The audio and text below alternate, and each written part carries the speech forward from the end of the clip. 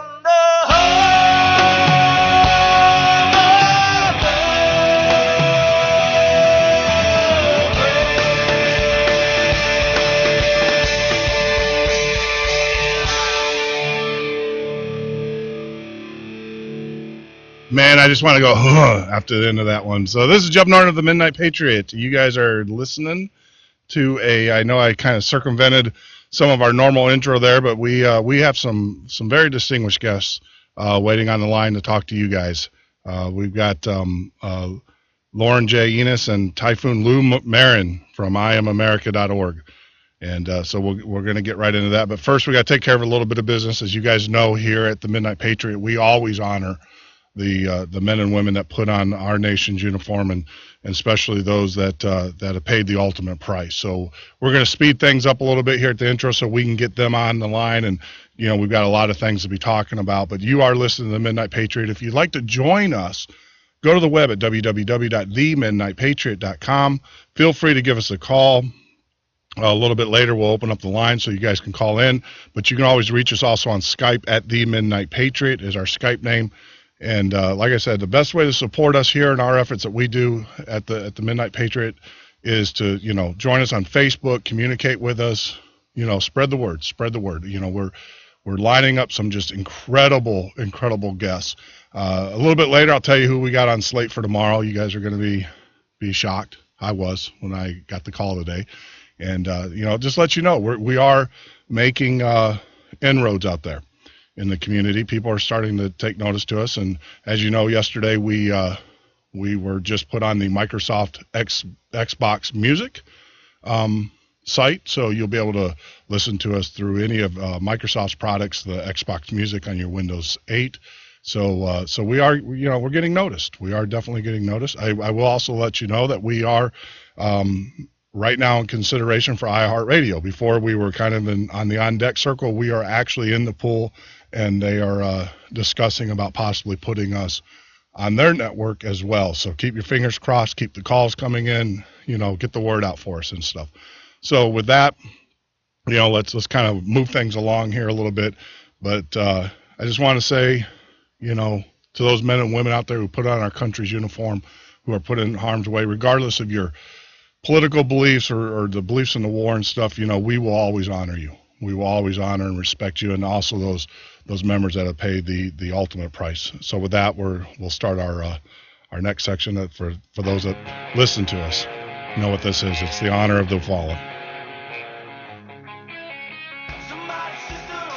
Marine Corps Lance Corporal Christopher O. Grant, October 20th, 2013. Army Sergeant Lyle D. Turnbull, October 18th, 2013. Army Staff Sergeant Patrick H. Quinn, October 13th, 2013. Army Sergeant Patrick C. Hawkins, October 6th, 2013. Army Captain Jennifer M. Marino, October 6th, 2013. Army Private First Class Cody J. Patterson, October 6th, 2013. Army Sergeant Joseph M. Peters, October 6th, 2013.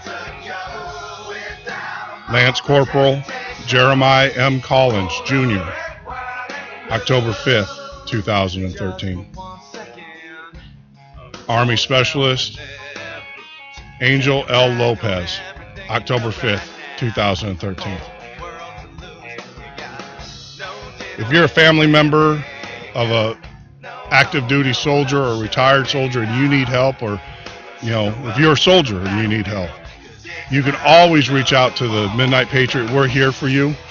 We have very close ties with different organizations that can get you the help that you need and your family needs. And I just can't say enough how much my family and the family of the Midnight Patriots, how much we appreciate your service to this country. And to those that have paid the ultimate price, the family members of soldiers that have paid the ultimate price, our prayers and heartfelt sorrow goes out to you. And if you need anything, feel free to give us a call.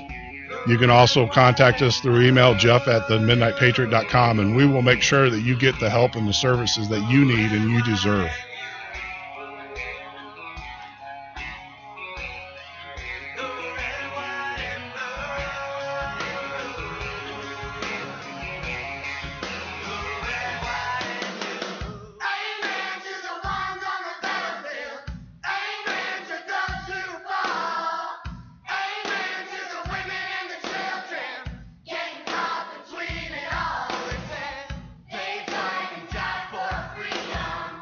No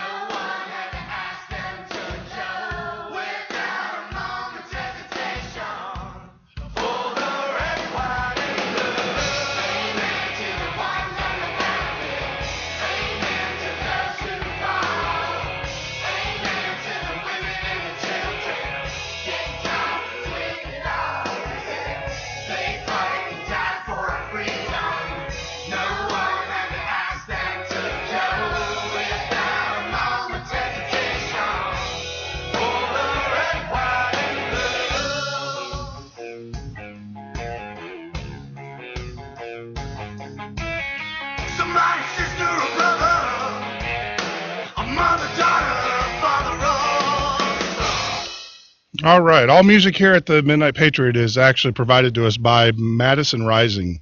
Go out to their website, madisonrising.com. They very gracious to give us the rights to use their music in our show. So for those that want to know, you can get more information at madisonrising.com. I highly recommend that you download their CDs.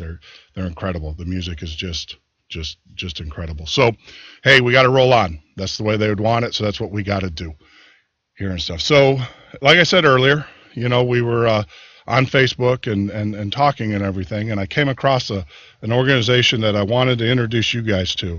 It's iamamerica.org is their website. So we'll get rolling here, but just let you know that iamerica.org is an organization formed to end corporate welfare, prevent national bankruptcy, and to save the American dream by educating, motivating, and empowering Americans with knowledge on the U.S. Constitution Article 5 process.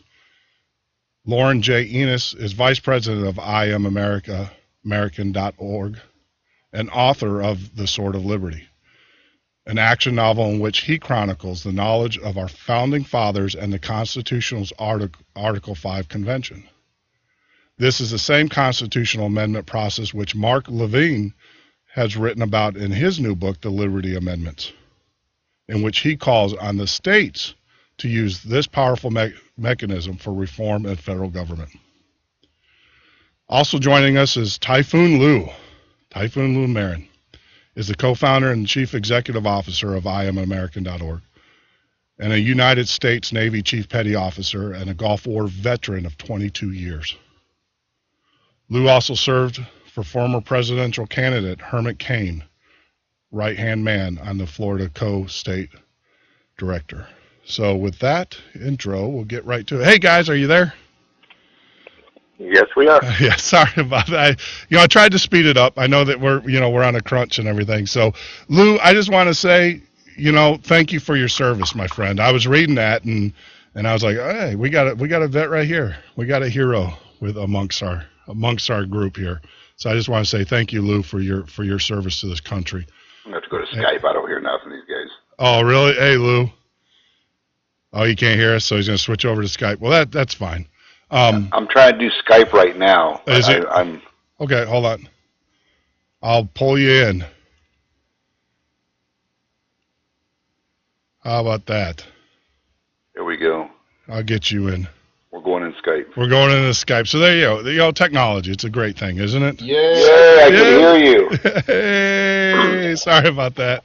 Yeah, so you guys know, we're in the process of upgrading our network here. We're going to get digital hybrids in, but like everything else, those things are not cheap. so that's why we need sponsors. That's why we're pulling sponsors together and everything. So Lou, I don't know if I just wanted to say thank you personally for your 22 years of service to this country. I just, wanted to start out with that. I was reading your bio and stuff and saw that you were a ex-Navy guy, right? Correct? That's correct. That's correct. I appreciate that very much. It was a good 22 years. Sure.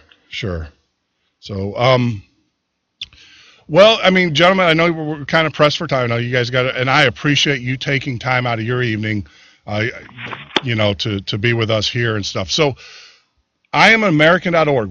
What is it about? I know we talked about the Constitution Article 5 process and everything, but kind of educate our listeners, because I'll be honest with you, when I was reading your bio, I actually had to go and read the Constitution again, Article 5, because I've been dwelling on the Second Amendment and the First Amendment so much that I kind of lose sight of the other ones. What is it? Well, basically, it's an organization formed to end corporate welfare, prevent national bankruptcy, and to save the American dream by educating, motivating, and empowering the Americans with the knowledge of the U.S. Constitution, as is the Article 5 process states. We're currently trying to show the folks that there's a different way of doing business without having to go through D.C. We're basically, the Article 5 gives an opportunity to go around Congress and reform our government when it becomes self-destructive. Sure, and I think that's very critical you said, because it's all about the educational process. I mean, a lot of us, like I said, I'll be honest with you, and I read the Constitution, but it's kind of like the Bible. I read the Bible too, but there's certain sections that jump out and I focus on, and stuff in the article. Now, the Article 5, what does that entail? What inside the Constitution? What does that allow us to do outside of Washington, D.C.? Well, I'm sorry, forgive me, I didn't hear the Article 5 process provides did two methods to propose amendments to the Constitution. One of them through Congress, 2/3 vote in both the House and the Senate, or the states.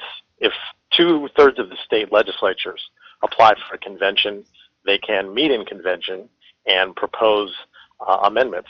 And then, of course, whether it is proposed through Congress or through the states, then it's sent back to the states where 3/4 or 38 states have to ratify. And ultimately, the amendment process in the Constitution is the ultimate way by which you can change major parts of the Constitution. I mean, there's only been 27 amendments. I mean, that's fewer than the number of presidents we've had. So only when you have a major malfunction or some huge issue that needs to be addressed, where you need to provide new guidelines for the federal government to work within.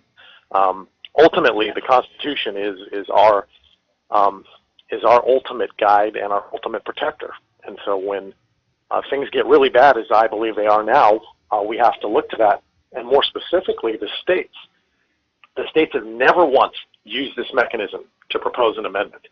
But many believe, including Mark Levin and Rush Limbaugh, Sean Hannity, that we need to explore this alternate method. Sure. Now I know like there's a group I was kind of following them called the Wolf Pack, and I believe that they're strong advocates of the faith. Oh yeah, but they are a far left-leaning group. Okay. Which is great. I mean, it's good to see both sides of the equation, but I believe that group is led by. Oh man, I always pronounce his name wrong, but he was a former MSNBC host. He hosts the Young Turks. Yeah, he does the Young. Cenk Uygur. Yep. I think I'm probably pronouncing that wrong, but he was an MSNBC host. And so it's interesting to see both the far left and the far right both looking at this mechanism, both for different reasons. Like the far left wants to reverse Citizens United. That was what got the occupiers all fired up.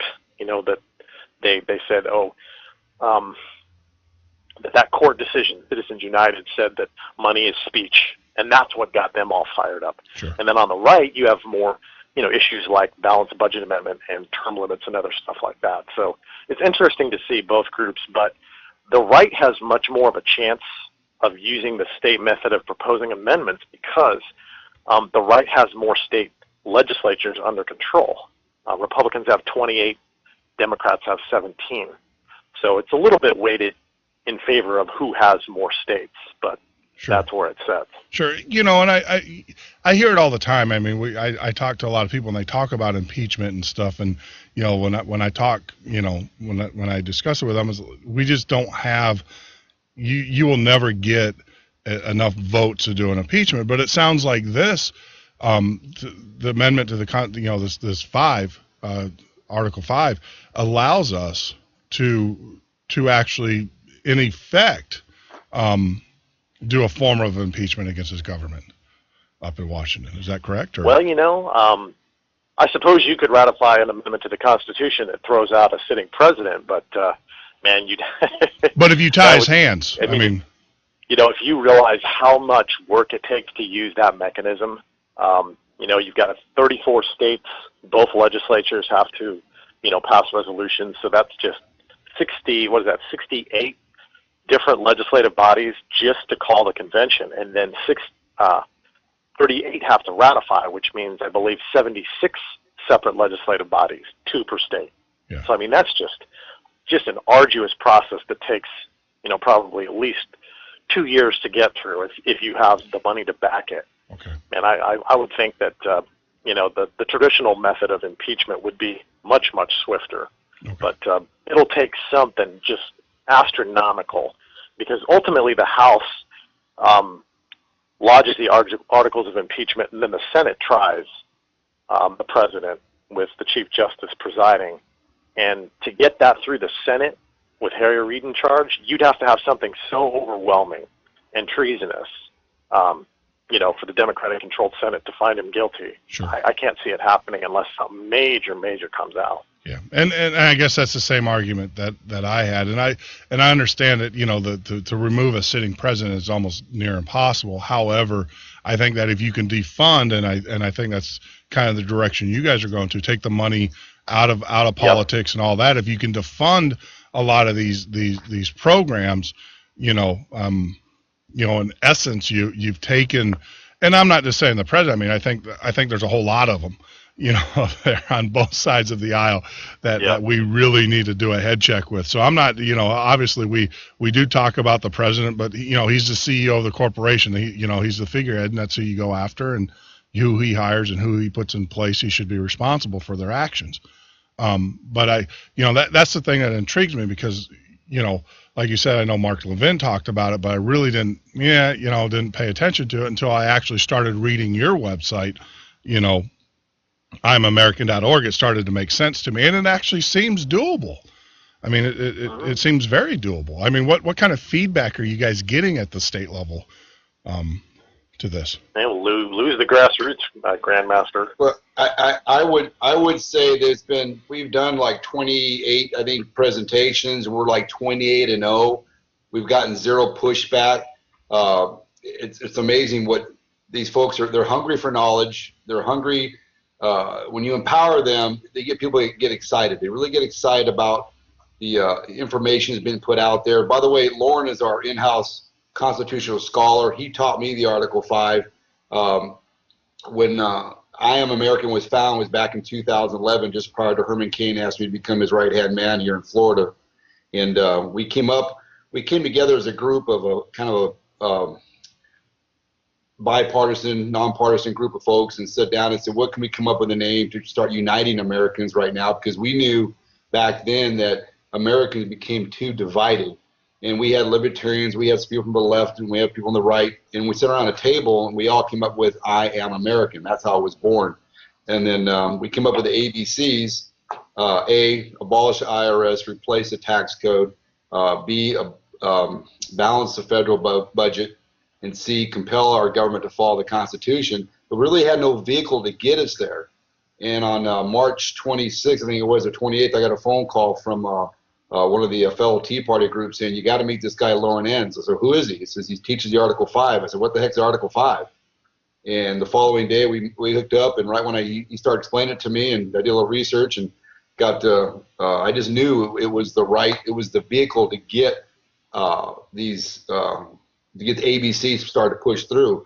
And so I got excited about that. So I give Lauren all the credit in terms of getting the vehicle there.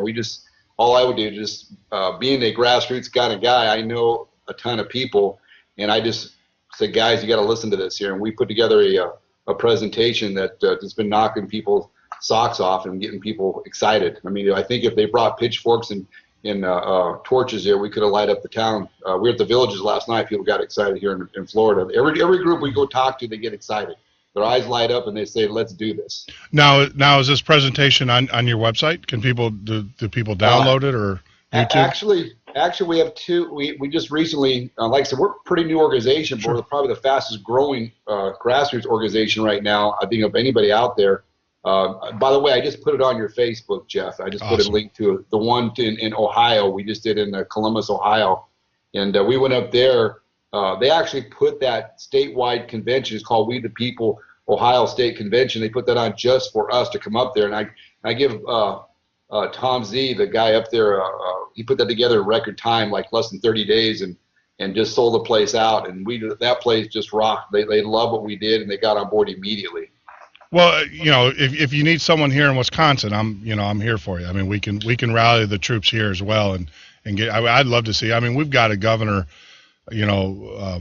Walker, who's just, he's good or bad, or there's a lot of different things people are saying about. But he has one thing that he has done is he has pulled together a very strong Tea Party movement here in the state. Some of the laws that he's passed is just incredible. I would have to agree with you. We do have a gentleman up there by the name of Steve Gillespie. I think Lauren mentioned him earlier here. He's our state director there, and he's again a mover and a shaker. Love the guy. He's like a brother to me. Also, we have the some folks there at the Green Bay Stock Club that got on board on this like right away, and these folks are some serious influential people.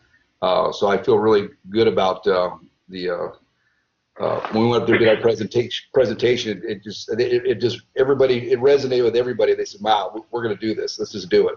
So. Oh yeah, I mean when you read it, you can't help but say, "Hey, this might be," because we hear about the problems and stuff, but no one's really putting together some solid, intelligent solutions. And after I was going through your site, I'm like, this will work. I mean, I can actually see it working. And it's a real plan. It's a real plan. It educates, empowers, and it motivates. It really does. And one analogy I like to use during our presentations, really towards the end, I use the tree analogy.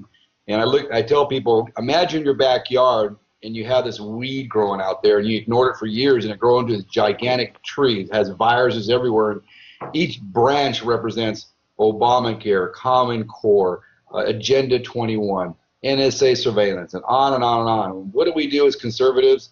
We crawl up that tree, we cut off one branch, knock it down, we come down, get on the, soon we place our feet on the ground, we're all proud of ourselves, we think we won that battle, and we look out and another tree limb springs out under a different name. And the message is this, is that if we're going to curtail the spending, we have to go after the purse strings to knock all these I call distractions out of the air, so they can't be making this stuff up to try to take our civil liberties. That's why they make these distractions up. But to me, it's all about going after the purse strings, spend within your means, take care of our people here first in the United States, stop this overspending overseas and wasting our money, taxpayers, to give it to Al-Qaeda, whatever, what have you. But just take care of our own people here. That's what we should be doing first anyway. Absolutely. I agree with you. Our very first interview that we had Ellen Brown, the author of The Web of Debt and also Private Banking. And it was amazing. I mean, that's how we started off our very first show that we ever did was with her. And then we, speaking of authors and books, you really should read The Sword of Liberty. It really just, it's entertaining. It has the knowledge of our founding fathers, and you can hear I'm being tongue-in-cheek kind of promo here. No, that's right. No, the book I wrote was meant to encase the knowledge of our founding fathers in an action-adventure novel, and then propose the Article 5 convention solution. The states acting to bypass Congress and the president to reform the government. It suggests that as the solution that's going to save this country.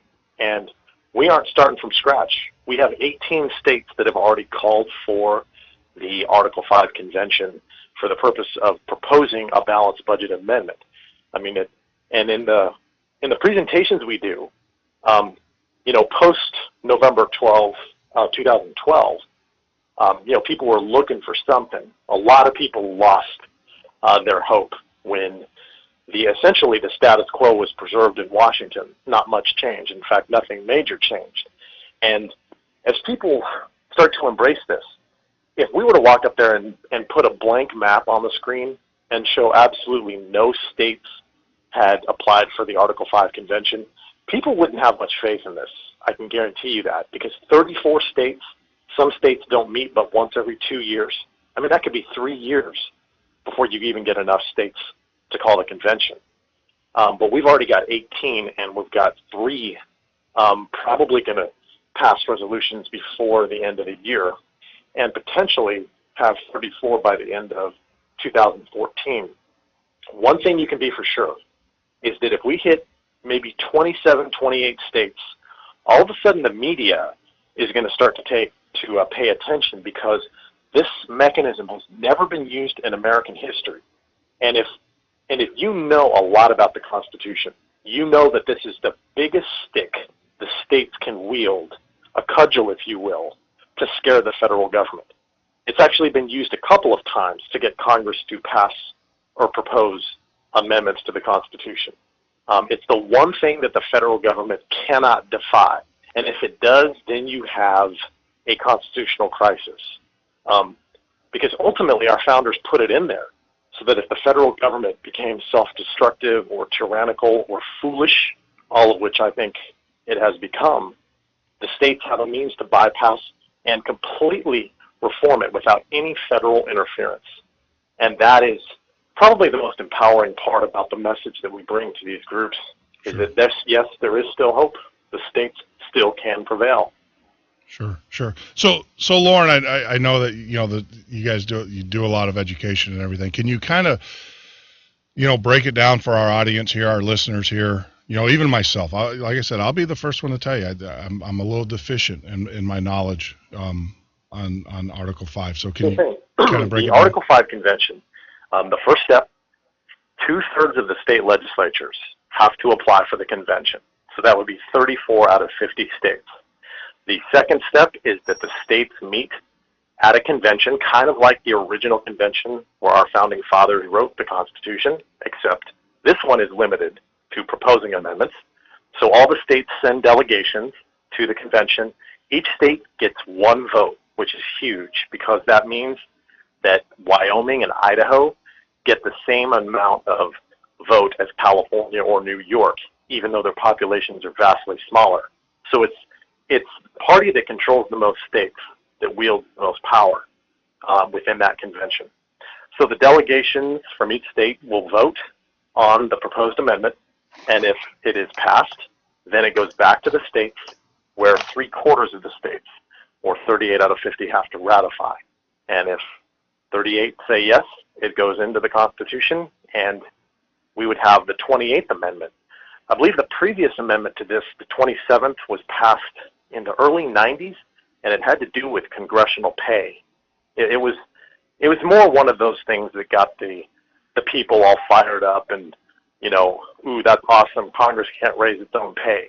I mean, in reality, it was just kind of a superficial, stick it to them in Washington kind of amendment. But either way, that was the last one, and that was over 20 years ago, I believe. Sure. So if we were able to get the states together and we were to call this the convention and stuff, what do you propose that what would the next amendment look like? Well, the 18 state applications out of the 34 needed, they're specific to and limited to a balanced budget amendment. The states have always been very, very careful in what they authorize. They don't want to send a bunch of delegates to a convention with, no limitations. I mean, they could propose all sorts of crazy stuff, which in the end isn't that bad because, if you propose some crazy amendment like, taking away Second Amendment rights, none of the states would ratify it. Well, maybe New York would, or maybe Illinois, I don't know. But 28 states controlled by the Republicans says nothing stupid would ever get ratified. But the states take away that possibility in their applications. So those 34 state applications are always specific to one issue. And that's why no convention has ever been called, because you'll get states calling for a convention to address term limits, to address a balanced budget, to address other issues, but there hasn't been one single issue that's gotten 34 states. And that's a good thing, because this is a very powerful process to be used by the states only when, you have a worst case scenario. Sure.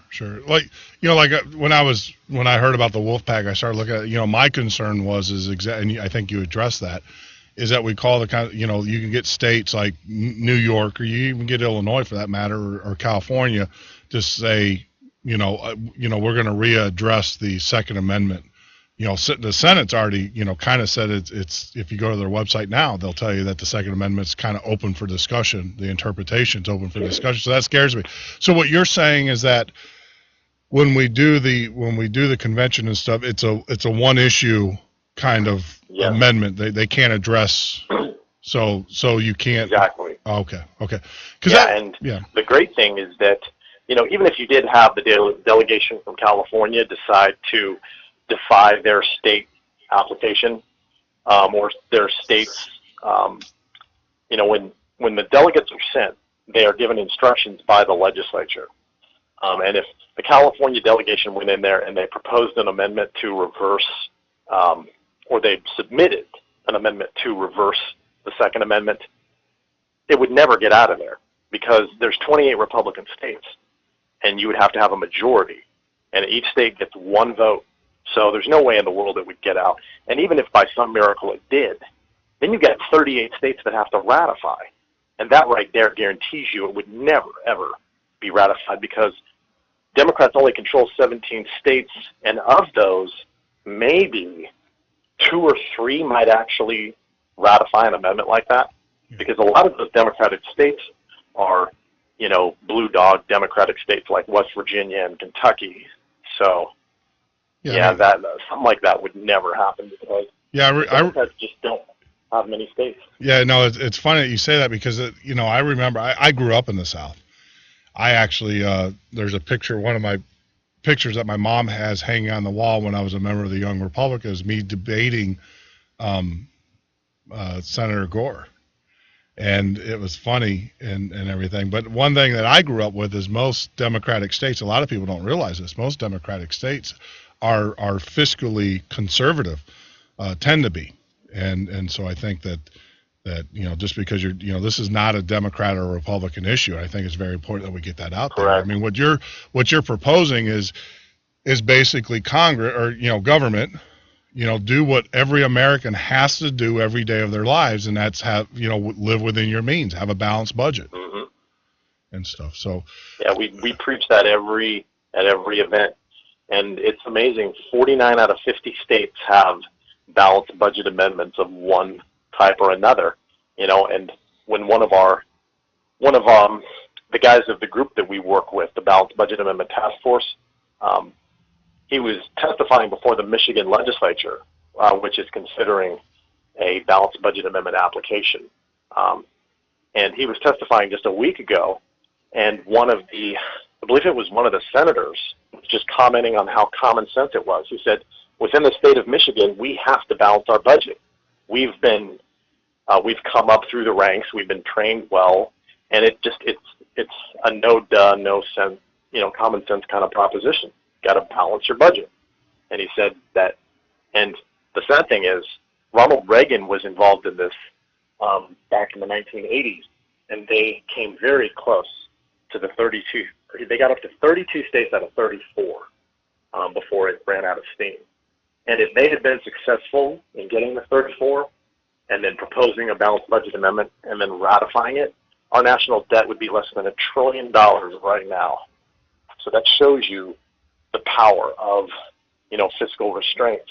I mean, you get some people who, usually people on the left who don't want any limit on borrowing and credit will sit there and say, oh, well, that's going to be devastating on all those poor people and blah, blah, blah. Well, we're sitting at $17 trillion, maybe 4 to 5 years from bankruptcy.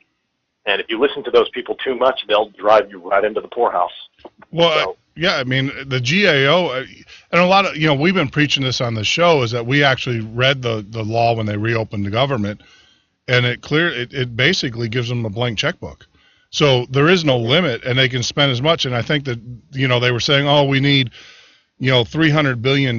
So, we're going to get to 17 trillion. Well, they're already well over that. And the GAO just came out last week and said it's actually by February, the government spending is going to be close to about it's going to be about 22 trillion by February, by the time they reconvene.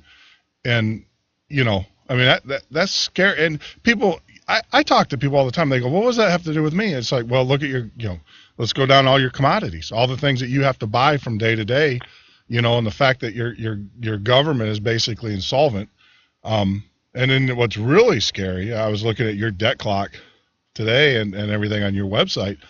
A lot of people don't know that we have $121 trillion in unfunded obligations. So we've committed, or we've taken out loan, and it's just crazy. It's just crazy, and yeah, and that's all silly theory at this point, because that's including the obligations for Generation X and Y, and we all know. I mean, if you're under 50, you pretty much just figure that you're not going to get Social Security and Medicare. No. But what people don't realize is that if the federal government goes bankrupt, which it will in about 5 years, when interest on the debt alone per year will eclipse $1 trillion, which is just mind-boggling. That's just the interest per year on the debt. and we will only take in about $3.3 trillion in taxes that year, which means almost 33% of tax revenues go to paying just the interest and no principal. It's gotten so bad that our government hasn't had any legitimate purchasers of its debt in over 2 years. In other words, Japan and China have said, we're out. They won't loan us any more money because they see how bad it is. So about 50% of government borrowing has been to raid Social Security and Medicare, which they have completely exhausted. The trust funds are bankrupt. And now they're printing money. So the Fed is just printing money and buying government debt. So it's basically loaning money to itself. And of course, the last desperate act of an economy in trouble is printing money, because you've run out of places to borrow money from. Your credit is so bad. So when the federal government goes bankrupt, inevitably runs out of places to borrow money from, you've got over 100 million people dependent on government benefits. You've got almost 50 million people on food stamps and welfare, and then over 50 million people on Social Security and Medicare. And when our government goes bankrupt, you're going to have 100 million people, or 1 out of every 3 American citizens, completely destitute and without any way to survive. Yeah. So that, to me, is the scariest part, because you're talking national calamity at that point. Well, yeah, and that's the thing, is a lot of people don't think it's going to happen, but you can only go back to history and see, during the Great Depression, which is, this bubble is going to be astronomical compared to what happened in the Great Depression. They were saying that they had millions and millions of people. You got to remember, we were an agriculture society, so about 80% of the people knew how to grow their own food and live off the land, and you still had, I think 20 or 30 million people who succumbed to disease and illness, related to the fact of hunger and different things of that nature. So you can only imagine. I mean, I think now we're only, 5% of the populace actually farms, or 10%. So, you can see it. And, oh yeah, we're so reliant on modern technology that if the lights went out, cell phones go off, and you didn't have groceries at the corner store, we wouldn't know what to do. Yeah. And I can guarantee you, the people in Cuba are going to be laughing their butts off at us, because they're so backwards and unaffected by, the modern advances in technology. If the whole world's economy collapses, you'd almost want to be in a third world country that wasn't so reliant on technology, because at least, you know how to survive. You're a farmer, or, you do something simple. And at that point, they're going to be laughing at us. You'd almost want to be in Afghanistan as opposed to America, where everything's falling apart and you're a civilized person who doesn't know how to survive without all of these modern luxuries. So Sure. it's scary. Oh yeah, I mean, just look at, they're already talking they're going to cut welfare checks by $36 here on November 1st, and they've done that over, but you already have the media, they're stroking the fires here and saying, oh, you're going to have mass riot, the conspiracy theory, which we don't subscribe to, we want a fact, but they're Homeland Security is moving $80 million worth of assets to these troubled cities and or these potential. You have all of that calamity over $36. Can you? Yeah, I agree with you. Can you imagine when the 43% don't go to their mailbox and they don't have anything? And you're absolutely correct. I mean, grocery stores, they were saying within 3 days would be completely wiped out. Oh yeah, people don't understand what a complex and delicate.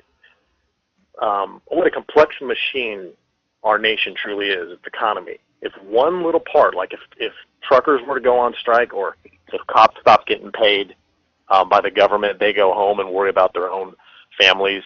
If one little cog in the machine breaks down, the whole thing falls apart. And people will be sitting around the next day wondering what the heck happened. Yeah. Like, the people of Rome, the day after Julius Caesar marched into the city and seized power, the Roman people were aghast. They couldn't believe that their liberty was gone and that they would never get it back. And it's always a shock to a civilized people when it falls apart and they realize, like the democracy of Athens when it collapsed, when they were dumb enough to irritate the Spartans and they got their butts beat. And then they tried to put democracy back together, and they realized that it was a one-shot deal. They had the right conditions at the moment when their democracy was founded, and it worked. But you can rarely rebuild a country like that. You're usually forced to resort to some sort of authoritarian rule, and people can only, dream and Sure. think back on the good old days, I guess. Yeah, exactly. And we don't mean it. It's sad. I mean, we're at a point now where we have to make a decision. Obviously, the people that represent us or that we voted in to represent us, they don't want to make the decision. I think they had a good opportunity a couple weeks ago, and they caved for whatever reason. To actually, get one part. But like you said, I like Lou's analogy about the trees. You get up there, you cut one branch off, and then you get down from the tree, and lo and behold, you got another branch in its place, and it's called the same thing, but it's called a different name.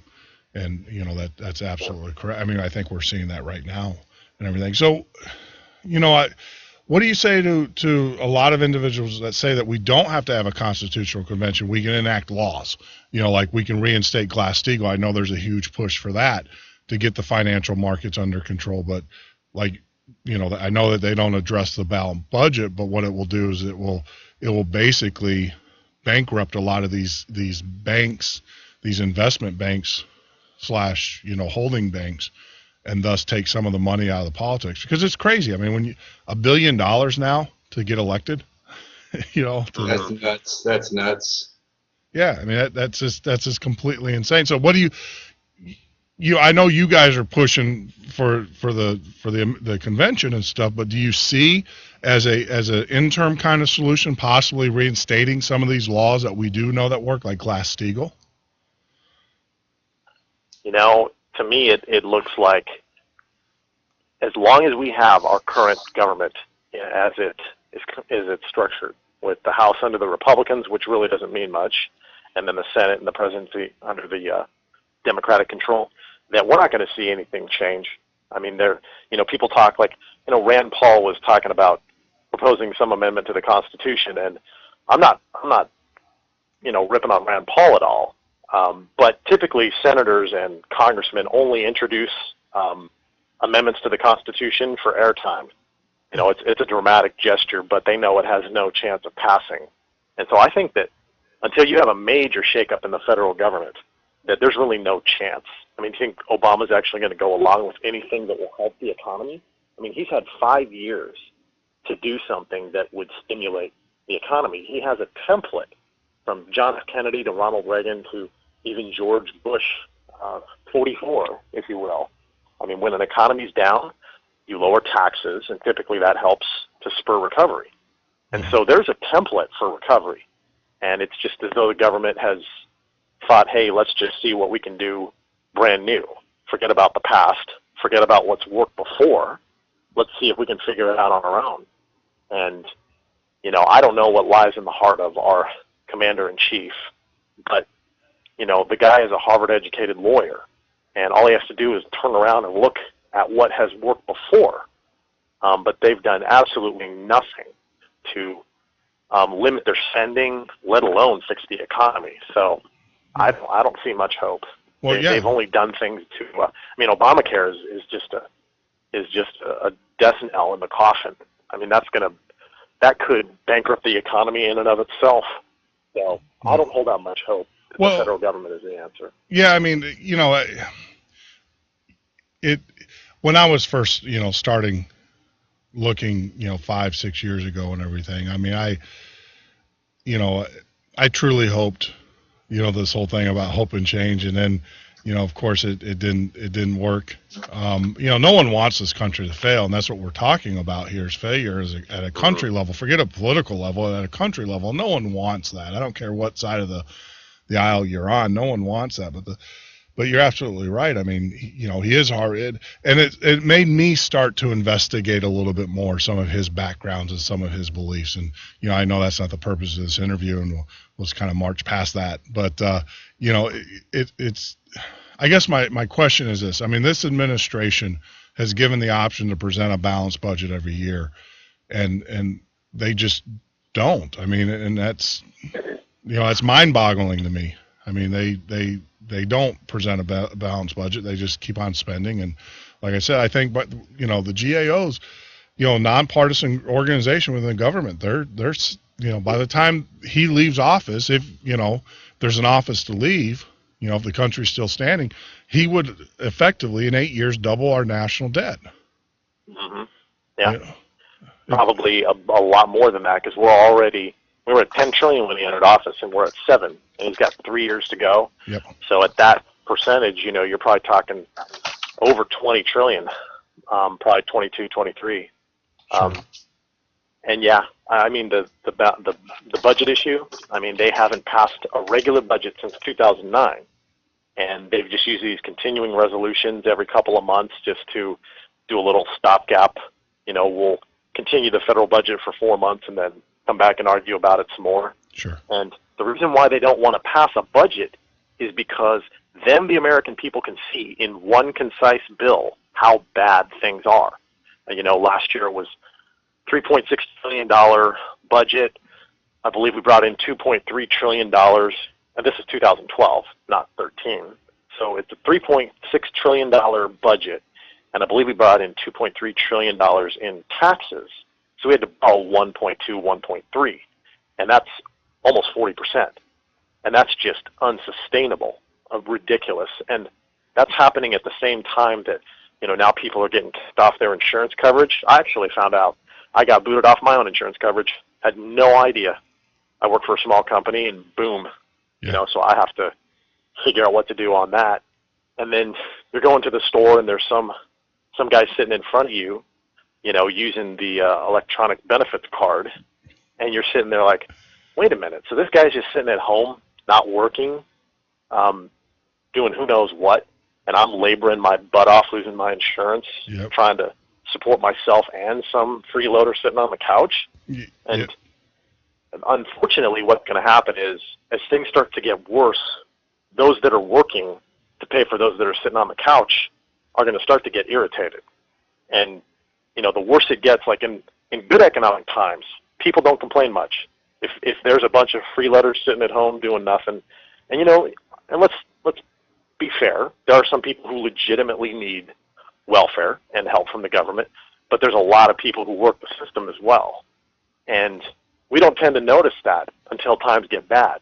And when times get bad, I mean, I've been at the checkout counter, and I saw somebody who whipped out an EBT card, got, their $80 worth of groceries for free, and I had to spend my own money. And I asked the person at the checkout counter, and I said, how prevalent is that? And they said that was, at least in that area, that was the majority of their customers paid with those cards.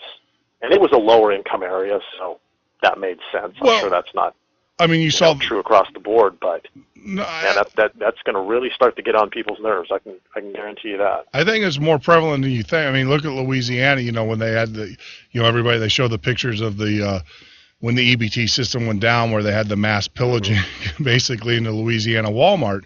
And when they talked to the manager, they asked him, they said, why didn't you stop them? Why didn't you do this or call the police or do whatever? And he basically said, because if we did that, we would lose all our customers, forever. So he was kind of, indicating that, he let them pillage, because if he locked them up or, whatever, they would, in that store, in that neighborhood, they would lose the majority of their customer base. And, I mean, I go to the grocery store, and I don't get into other people's business, but I agree with you. I mean, it is frustrating when you're, I was in the same boat. I actually, was first downsized, and then told I was losing my insurance, and then because of the sequester, it was actually stemmed out of the sequester, not out of the cuts. It was the government. The company I worked for had some government contracts and different things, and they just weren't getting paid. And so that, they looked at us and said, well, the government's not going to pay us. And on top of that, your services aren't needed because you can't, they're not going to pay us for your services. So they let us go. And then I went to apply for COBRA, which is a standard thing, which that was astronomical. And then I went to the benefits, manager, because part of the deal was they were going to continue with my insurance. Well, then she handed me a letter and said, well, you got to go on the exchange on October 1st. That's how you're going to pay for your insurance. And I'm like, absolutely not. I'm not going on the exchange. So here I'm sitting, without health care, period. I mean, I have zero for my family. I have zero health care. And because, I refuse to go on the exchange. Wow. You used to go to Humana, or you used to go to a Blue Cross Blue Shield, and you could buy insurance, directly from them as an individual. Well, you can't do that anymore.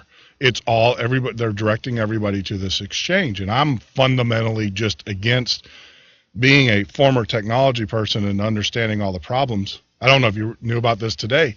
They actually had a computer hacker who broke into the system and has all the user information. That was reported today. And that's exactly what I was concerned about. Identity theft kind of stuff. And then what doesn't help is that there's all these, rumors going around that, when you sign up on the site, you put in your social security number and then they tag your internet protocol address, and then the NSA, of course, is tracking everything. So all of a sudden they get your social security number tied to that IP address, and then they can start running a log on everything you do and every place you go on the internet and have that tied to your IP address. And I don't know if that's happening, but with everything that's been revealed by Snowden, I mean, you just, at this point, you default on the side of not trusting the government. Absolutely. And to think that they're probably logging stuff like that, I mean, that's just scary. Well, I mean, obviously my name's out there, so I'm on the list somewhere, I'm sure now, after what I've said over the last couple of weeks. But the reality of it is that I instruct people all the time. Facebook. We use Facebook. That's how we met you. That's how we came across. So it's a great tool. But the government's openly said that they have agents or people that will actually friend people, and then from there they develop their web of who you associate with and stuff like that through Facebook. So, I am concerned about the NSA and all the stuff that they do and everything like that. But the reality of it is I kind of participate in that as well, because but like I said, it's a tool. It's a marketing tool that we use to get our message out there. But I'm fully aware of the fact, and this ain't conspiracy, it's just technology. I'm fully aware that it's not that hard. I mean, I go to people's Facebook pages all the time, and right there's their phone number, friends and stuff, where they, and so it's, so we're concerned about giving our information out, but yet we'll give people that we don't know or whatever access with our phone number, and then we'll tell them we're going to the Bahamas, or we're, or I just bought a new car, and then they wonder why the IRS. Google apps will ask you if they can track your location by the cell phone, and I'm just sitting there thinking, that's like digital stalking. Like literally the only other way that someone that you didn't know could know where you were going and what you were doing, generally speaking, is somebody who was stalking you. Yes. And I'm like, so literally these online search engines and the apps that they have, when they get installed on your phone, they ask, hey, can we track your location? Yeah. And I'm just sitting there thinking, man, I don't know if I want some, gigantic corporation knowing my patterns, because then if the government wants to, request that information in a subpoena, I mean, that actually tracks your own daily habits, where you go, and not necessarily what you do, but at least where you've been.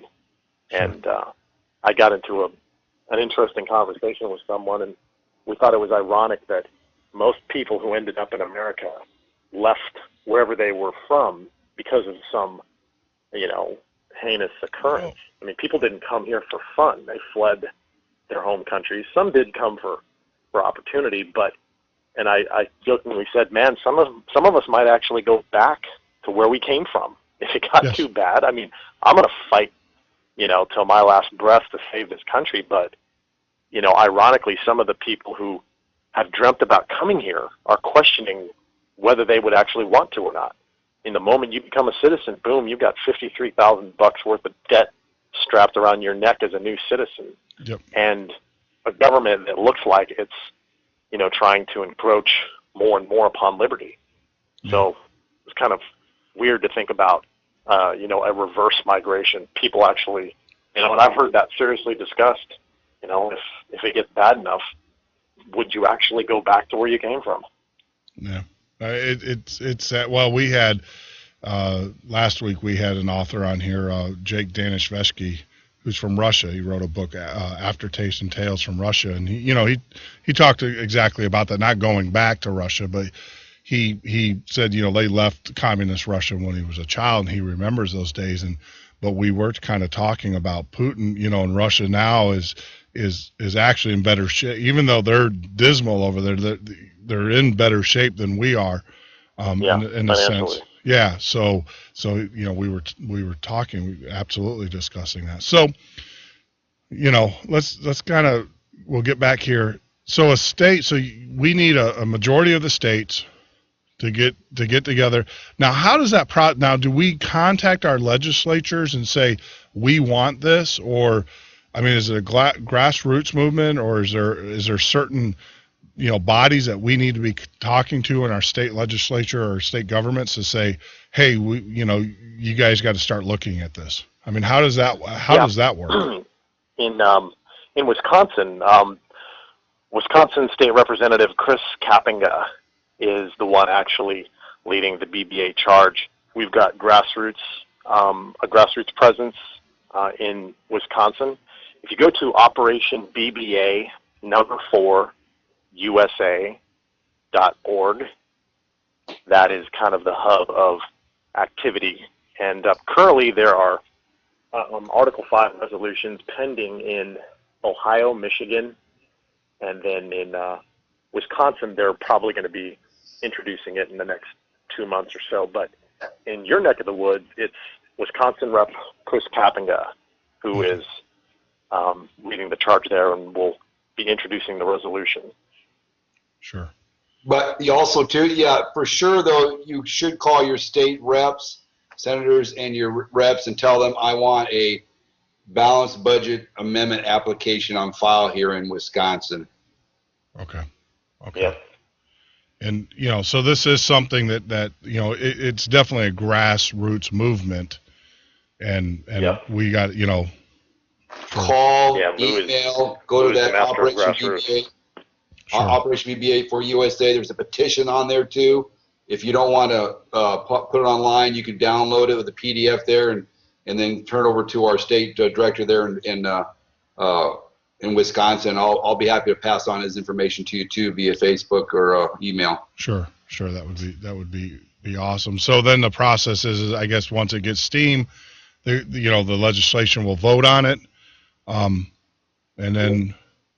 Now, when you said that most of these state or the states get together every 3 years, so how does that coordinate? Like if they're off cycle with each other, like Georgia is different than Wisconsin and stuff. So they vote on it and they just wait until the next cycle comes and then they all go, or do they?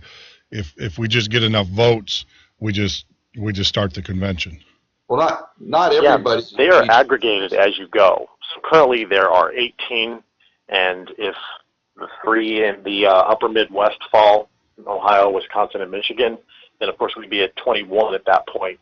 And then 9 additional states have their legislative sessions, at least among the target states that we have, which are all Republican.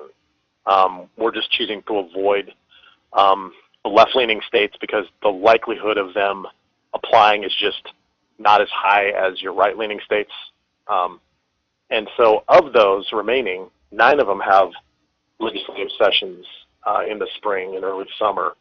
And what we're hoping is that if we were to run the table, because this is a huge, huge momentum shift with Mark Levin's book coming out and with the elections going the way they did and people looking at this as maybe the last-ditch mechanism to pull us back from the brink. If we get to maybe 27, 28 states, maybe, by the end of next summer, that's going to get tongues to wagging.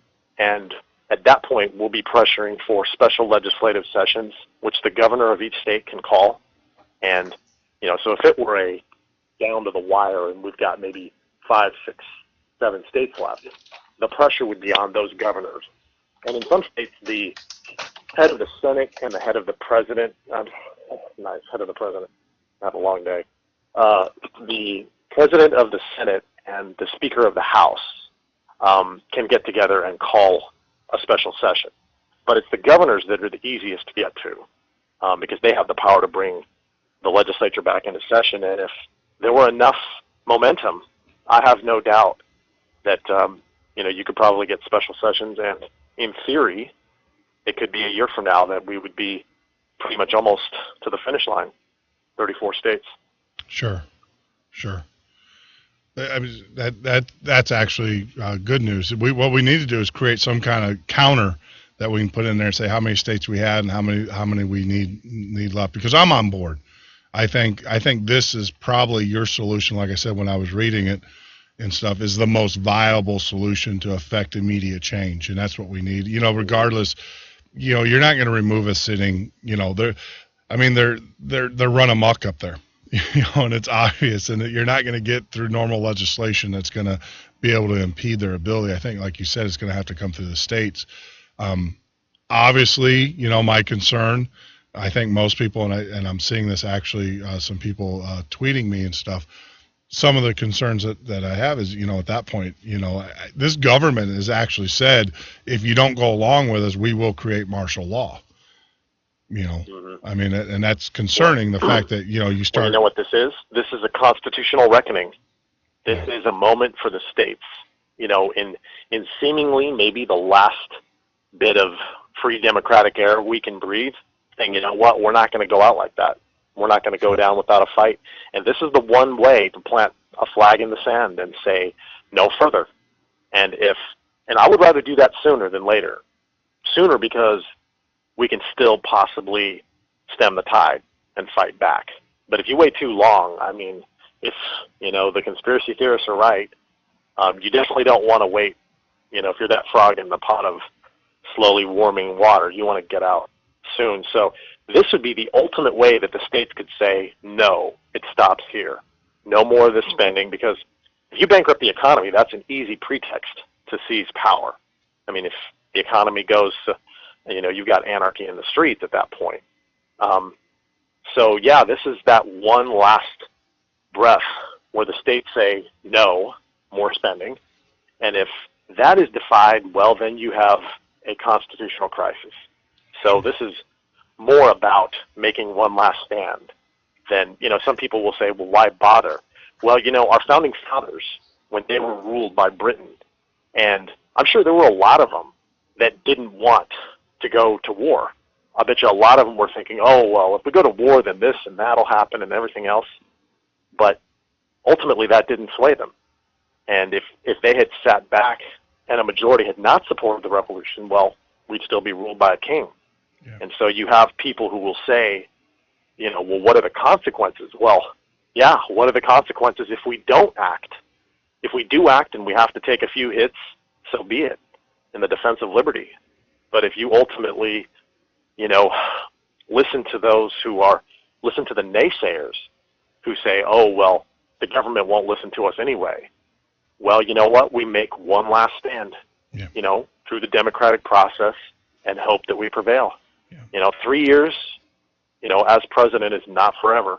I mean, if you believe that our commander-in-chief has dark intentions, 3 years is not forever.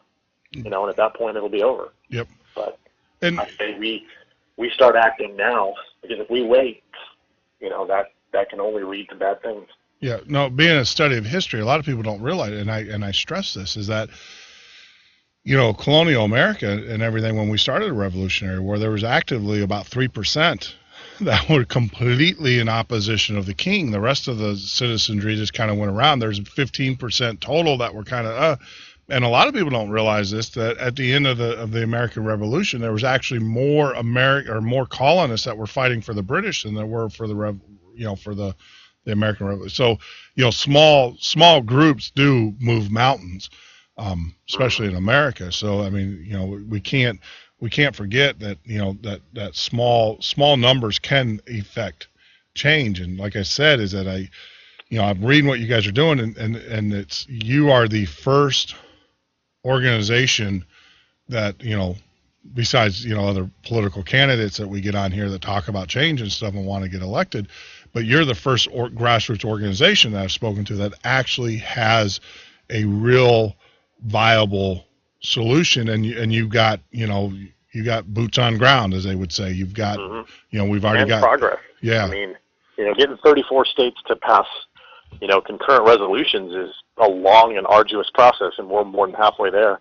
Yeah. And Lou is the king of the grassroots, and I had an idea, and I hosted a conference to bring the guys from some of the more well-known institutes like the Goldwater Institute and Independence to talk to the grassroots and where we are in Central Florida and say, hey, look, man, the game isn't over yet. But I had a book and an idea, but it was Lou that had the connections to the grassroots, and he can tell you best how if you can stir up that hornet's nest. Well, you've got if you can get the Tea Party and other grassroots groups stirred up, that's maybe the one shot we've got. Sure. Well, one thing I'd like to add there, also, we're the only grassroots organization on the group that's pursuing the Article 5, Article 5 amendment, balanced budget amendment right now. Also, too, might add, too, we all know debt is a threat, and if we don't do something, it's going to affect our children, our families, our freedom. It's game over here. So, as Lauren said, it's either get off the fence or, or it's Republic's gone. Greece, this is their second time around. You look at them, you go, wow, you would think they learned the first time, but no, they don't. And a lot of folks go, well, Lou, there's no way here in America. So, oh, no, look at Detroit, and about 28 other cities are ready to go bankrupt also, too. And I find it very heartbreaking if you're like working for the city there as a garbage man or a bookkeeper, what have you, and to find out that your mayor or your one of your leaders above you had misspent all the money and basically spent all your retirement away. I mean, well, yeah, I mean that's a heartbreaker. Yeah, they rated but that was we were talking about with Ellen and our show and stuff. That was actually right before they declared bankruptcy or went to go to get bankruptcy. The major banks actually had first position in all the debt, and they rated the pension funds to pay off the notes to the banks who gave them all the junk, basically the derivatives to begin with. That somewhat, there's a lot of other issues, but the derivatives is what drove a lot of their liquidity down, their equity down. It's all corruption. It is corruption. Absolutely. It's corruption, and they should go to prison. And to me, it's just a crying shame that people are getting away with this here, and that's where we as citizens got to start paying attention to our government at all levels, because special interests basically own our representatives, and we got to take that back from these folks. I tell people out there, ladies and gentlemen, you're the defending mothers and fathers of the U.S. Constitution, and it's time that we must embrace our destiny. We have the right and responsibility to reform our federal government when it becomes self-destructive. Sure. The day has come. We have to get up and we have to get moving very quickly, because right now we have a commander in chief, or we're a divider in chief, whatever you call him. He is moving, in my opinion, to a dictatorship. Yep. Well, it's his upbringing. I mean, actually, if you guys listened to last night's show, I actually broke. He's an avid student of Sal Alinsky. Absolutely. And if you read, we actually talked about that. I broke that down. A lot of people, we're talking about, because he's a Muslim, he wants to see that, whatever. I kind of, we deal with fact here, and so I went back and looked at who he was being mentored by, and we discussed that. And Sal Alinsky is an absolute, hope and change. Sal used to call it change and hope.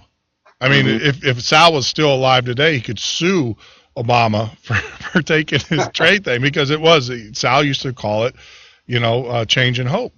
And, one of the things that we do in our presentation, especially in the beginning, I try to help recognize these divide and conquer tactics, as you say, Sal Alinsky tactics, and identify three major things we have to do. Number one, we have to become Americans again. Mm. We must stop the hyphenations of our race, our class, stop this nonsense. That's how they divide us. Yep. We have to find common grounds, number two. And number three, we have to speak a different language. And I tell people, don't worry, it's still English. And when I say that, we as the folks on the right got to learn how the folks on the left speak their language in an easy a word to understand is we don't like bailouts on the right. On the left, it's corporate welfare. It's the same thing. And once we identify and be able to understand that the left likes to, they use emotion and passion and it's a lot of times not logic on the reasoning, but we have to find those words like, for example, we got to save our entitlements. It's how you say it and how you present it. To speak their language and get them involved. And believe me, when they say you're going to lose your entitlements, they're going to jump on board and sign any petition in front of you real quick. I agree. I mean, what is it? Is it Dice? I can't remember. He'll get people, he does the classic videos where it's the way that he phrases the conversation. He'll get people to give away their rights. And, there's YouTube videos of him out there doing that. Just traveling. And it's all about the way that he phrases the conversation. I know Penn and Teller once did the exact same thing. And they got people to outlaw, or he got people to sign a amendment or whatever, a law to outlaw water because it was poisonous. It is. You're right. It's wordsmithing, and that's what we were trying to stress last night in the conversation. If you want to know the playbook, if you really want to know the playbook of how this administration is running and the mindset of Obama, you've got to read Rules for Radicals. And if you don't want to read Rules for Radicals, I mean, Jerome Corsi wrote a 39-page condensed kind of version, the evil behind Obama. And that and you're absolutely right. But one thing I will have to say, though, about your organization, obviously you're a patriotic organization and stuff. I didn't get the feeling, though, that you were, I want to associate more patriotism on the right side of the fence or of the wall. But, you'll take anybody as long as, they believe in the fact that we've got to balance our budget. We have to have a balanced budget amendment. We have a tagline that we use all the time in our presentation. I close it out a lot of times. And I actually do a magic trick, so I'm a magician too. People don't understand this, but 60% of the people, over 60% of the people on the left want a balanced budget. 80% on the right want a balanced budget. So you got almost a 70+% average. And to me, again, it goes back to that common ground I just mentioned here. One of the things I close out all the time is say, well, it's not about the left. It's not about the right. It's about stopping corporate welfare, preventing bankruptcy, national bankruptcy, and saving the American dream. And we're trying to unite Americans to come together in pursuit of saving that American dream. Sure. And that's the kind of feeling I got from your site is it's not a right or left argument. It's about common sense, doing what we do every night as Americans, or every week or whatever we get paid as Americans, having to balance our budget, live it within our means, and who can't. Now, you're always gonna have people that just feel that they're entitled to whatever, and if you don't give it to them, they're gonna threaten you, they're gonna steal it from you, or do whatever. And unfortunately, and I think that's the problem, is that those people, unfortunately, in our society of late have a voice. I don't know. I've never really supported criminal activities. It was not something that I, was all for. But these it seems like, we're more concerned about the people that are taking without contributing, and going to Lauren's point, earlier, is that, it's okay to help people out, but when you have, generational, and you got people who are actually scheming, let's go back to the 2020 or 60 Minutes did the article about Social Security benefits in this country, and how, they're scheming in the way the Social Security, you cannot get Social Security if you can perform a function in the workplace. And there's people that, oh, my wrist hurts, or I'm depressed, or I don't feel good, and so I'm going to get Social Security. That's just ludicrous. That's insane. It is. It's funny you said that. I'm the president of my association here, and my secretary, she works at a produce farmer's market, and she really comes home complaining all the time. You're not going to believe this, Lou. Says these people come in, and these ladies, they come in with all this gold all over them, dressed for success. They're driving the Mercedes, and they go to the counter, and they break out their EBT cards, and they're paying their food, and she's, they actually carry their groceries out to their car, and they got like Mercedes Benz. Yeah. They got EBT cards. Oh, I actually got slapped down, Sandy, because I'm vocal, that's my job, that's what I do, and I've always been vocal, and I was sitting in line, and you talk about, we're sitting in line, seeing a lady, she was on the phone, with her, on the phone checking out, and then she pulls out her EBT card, and here, Sandy, we scrounged together, what we had to buy, what we could, we were literally buying the food that we needed for that day as we were trying to get back on our feet after me losing my job. This is just recently. And she's on the phone talking, and then she pulls out her EBT, and I'm sitting there looking at Sandy going, didn't we just cancel my phone subscription, for $89 a month or whatever that we had, and went to one phone, and here this lady. So I just told her, I said, why don't you, hang up your Obama phone,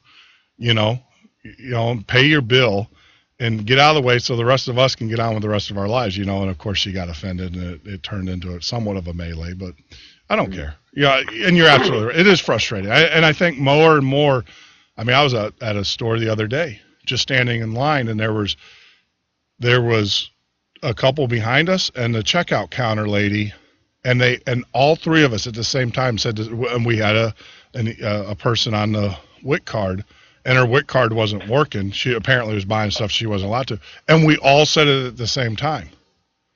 We were all just like looking at each other and saying, well, ma'am, you can't. She was trying to buy something that wasn't on the program and stuff, and we're like, she was complaining because the store wouldn't allow her to buy it or wouldn't go through, and we all said, well, maybe you ought to buy stuff that you need and not stuff that you want.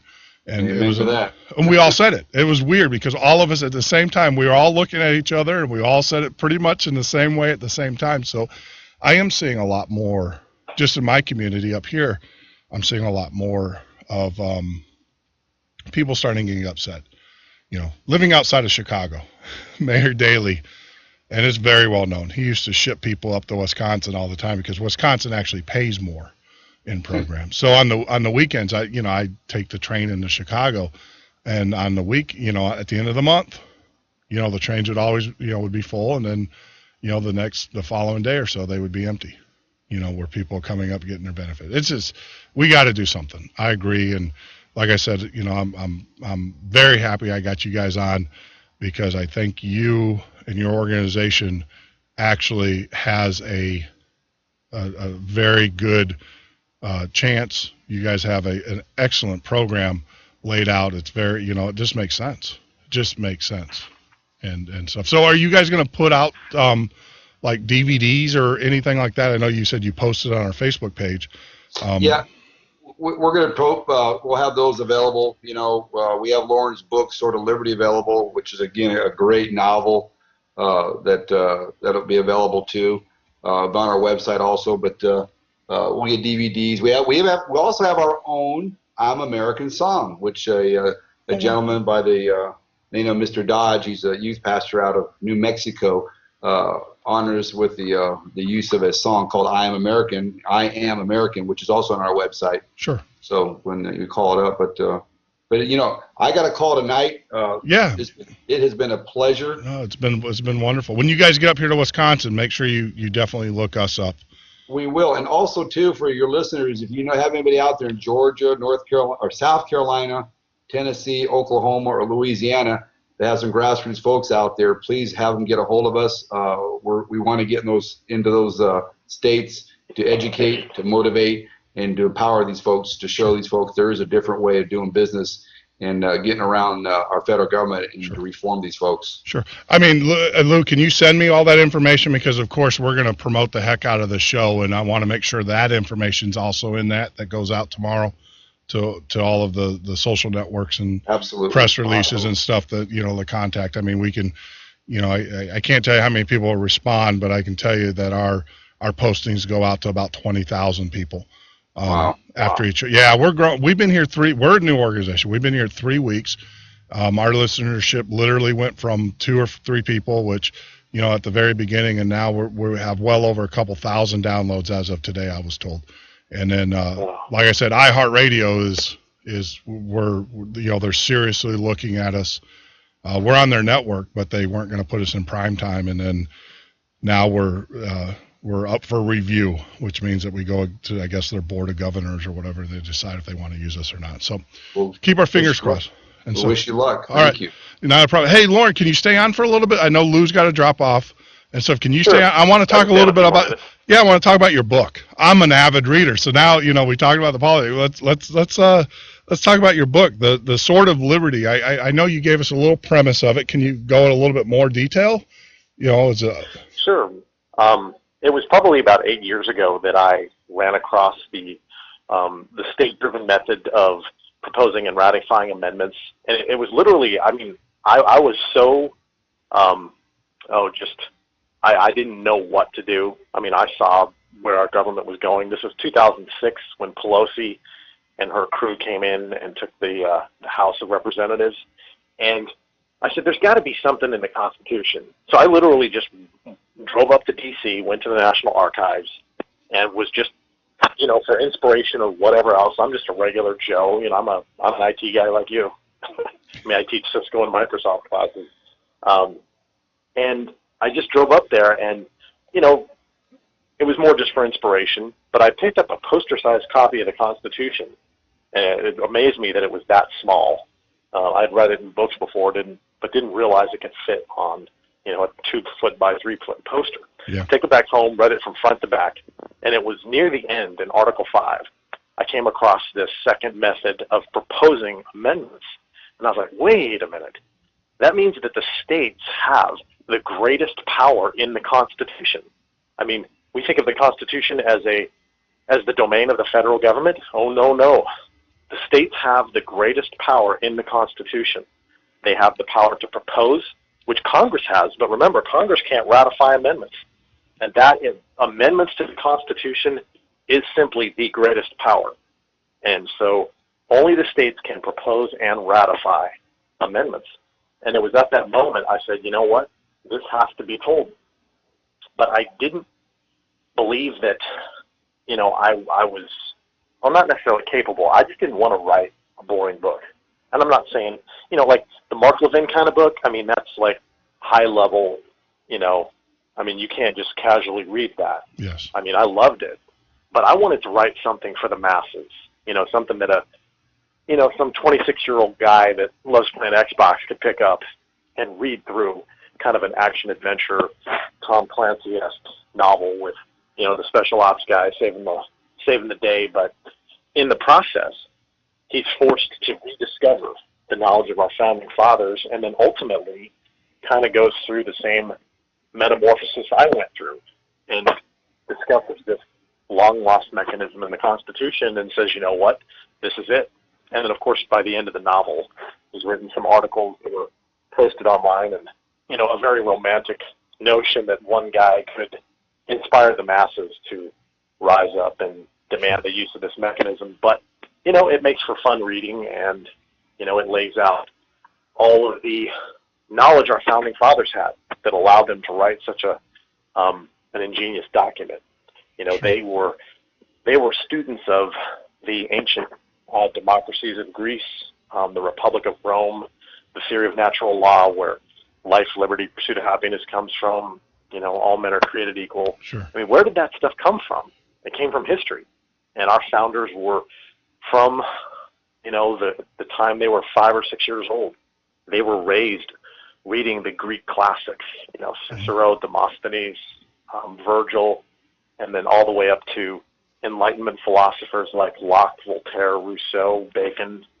And I thought, we really need to understand that. Because when you read through, John Locke's treatises on government, it's just, you read through those pages, and it's just like the knowledge blossoms in your head, and you're like, wow, this is what our founding fathers were inspired by.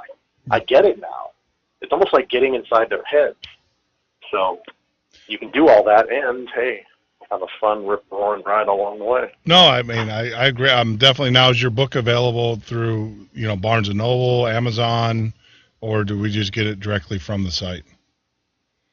No, you can you can get the ebook on Amazon, or you can order it as a hard copy. Okay. So, yeah, available on both. Yeah, make sure I'll grab a link and make sure that we put it up on our site as well, so people that'd be awesome. Can get that and give you a promotion during. That was one thing we have to do.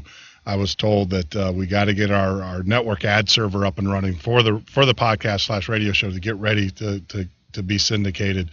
And so we'll definitely do a 30-second audio for you. Oh, absolutely. That's what we're here for and stuff to get it. And I agree with you. I read the Mark Levin books, and I've read the Limbaughs and the Hannity books and all those things. And I just, the ones that I really like Jake Danishevsky, his book, and we're going to have Richard Muteri on, which, those books written by like guys, you and I, that just write great novels are great books that also educate you along the way, that make you go, oh, that makes perfect sense.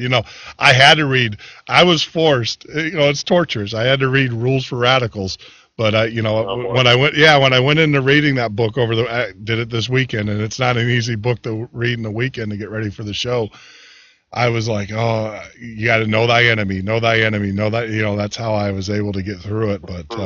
But no, I actually prefer the genre, your style of writing, versus just the, a book that's written by a Harvard, law student, and stuff. And well, I think it's really just acknowledging the world we live in. I mean, the people that need to know about this the most are the last ones that are going to buy a Mark Levin book. Yes. They want to be entertained. They want it to be easy, spoon-fed, fun. And I said, okay, I'll deliver. Yep. And, it was actually a fun process for me. I mean, I'm definitely a military weapons tech guy. I never served in the military. I had asthma as a kid, so that barred me. But, I'm the kind that will read an action novel and remember all the weapons from it, all the, different models of aircraft. And so for me, it was actually kind of easy and fun to write the action part of it. It was almost just, kind of imagining it in your head and then just putting it on paper and seeing it all come together. The historical parts were the more difficult. Yeah. Putting together a 6-page synopsis of the rise and fall of, ancient Athens. That definitely took some doing, but you can pick out the bits and pieces that our founding fathers took from each one of those civilizations that actually tried to protect the rights of their people, the few throughout history. Yes.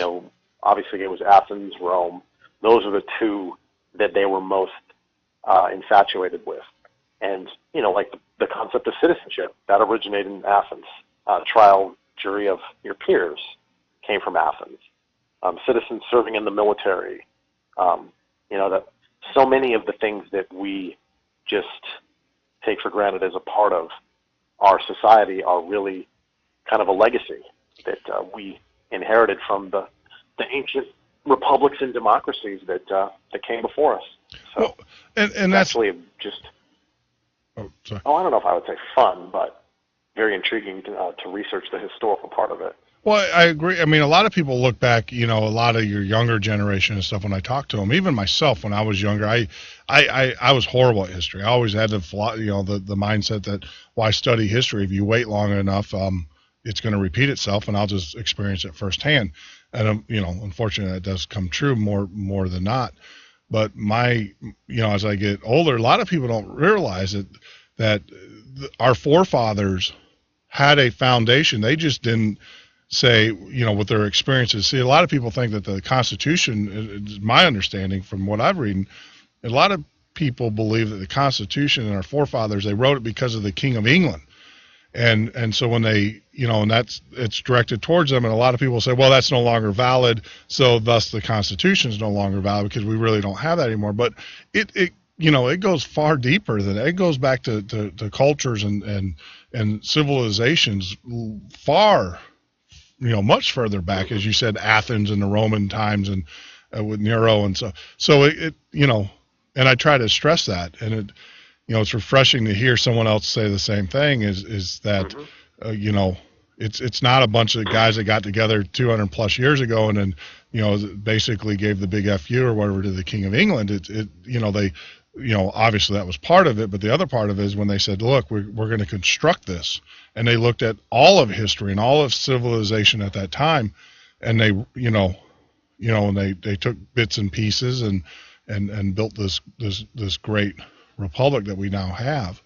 And it, there's nothing in the Constitution that's not applicable to today. I hear a lot of people say, well, they don't understand technology and the right to privacy. They don't understand computers. I want to be just as private on my computer or on my cell phone or in my car as I am walking down the street. But I know a lot of people will make that argument that, technology is kind of superb the Constitution as far as privacy rights. It's like, no, not really. I don't want people opening up my mail, just because it's still mail, but it's just crazy. So I'll definitely have to get a copy. It's called The Sword of Liberty for all of our listeners out there, by Lauren. Have I been pronouncing your name right? Lauren J. Enos? Actually, the last name is N, but hey, N? Oh, I'm sorry. I've been, let's just say my mom, with the last name that I was going to be, that I had, and then of course my mom had to choose a girl's name. So yeah, I've been, Lauren, I've had Lauren an interesting J. run with the name Sure. my entire life, but oh well. I have a great mom. That's fine. But, one other thing that occurred to me as I was researching all of this, and that was that I was giving witness to mankind's long-suffering struggle to find liberty. And the United States of America appeared to me as the ultimate victory of liberty over tyranny. Like our founding fathers finally got it right. There was when the Roman Empire, the light of the Roman Empire winked out in 411 AD. And, that might seem weird to say that the Roman Empire was, a light for liberty winking out, but they basically preserved the liberty that the Roman Republic won. And yeah, they had the rule of tyrannical Caesars, but the safety and prosperity of the Roman Empire was definitely something to be fought for. And when that light winked out, you had the Dark Ages, and, it wasn't until 1,300 years later that our founders, once again started to re-explore the thought of protecting liberty through some sort of democratic or Republican type of government. Because when I was researching the history of England, I made an assumption that I was disabused of by an English history professor, because I wanted to make sure, all of my research was accurate. So I had PhDs look it over, and because I've got a 4-year degree and some IT certifications. So I wanted to make sure my assumptions were correct. And I had assumed that the people of England had been yearning for freedom and liberty and democracy for all those hundreds of years they were ruled by a king. And this guy sent me back an email saying, no. They looked at the ancient republics and democracies as these chaotic, full of turmoil type of societies that ultimately descended into mob rule and collapsed. And they looked at the king as the ultimate defender of their liberty. And they may, hate him at certain points in time, but ultimately he defended them against foreign threats. And they didn't trust full freedom. They thought that was impossible based upon the the dissension into mob rule that you saw in both Rome and Athens. Well, and that was really interesting. Well, you still find that now in England and in Europe, is that they're the most watched society in the world as far as, and you talk to people and they're just oblivious to it. And they're, look at the Pierce Morgans who want to basically say, well, you got to have a leader that tells you how to live your life. That's just the way it is. And it's current. That's not something that's, you're absolutely correct in that, is that, you go to Europe, you go to England now, and you hear it every day. I've got listeners, that are over in university over in England and everything, expats, and we actually have these conversations, and I ask them, and it's still prevalent now, is that people still look at the monarch as their stability. As long as the monarch stands, the nation, England will stand. And You want to get thrown out of it. Things that when I was researching England's form of government, they have a technical term for it, but it's their modern. In 1689 they finally set the bar for the powers of Parliament versus the powers of the king, and then over time the king just said, you know what, this isn't fun anymore. I don't get to be an absolute monarch, so I'm just going to give most of my responsibilities to the prime minister. And then over the years, and I could be wrong on the technicalities of it, but over the years, just through tradition and the passage of time, the monarch just faded more and more into the background until now they have no effective part. But technically within the Constitution of Britain, I believe that if, let's say, Prince Harry or William becomes king, if he wanted to revive the power of the English king, I think they probably could. It would jostle English society like nothing else.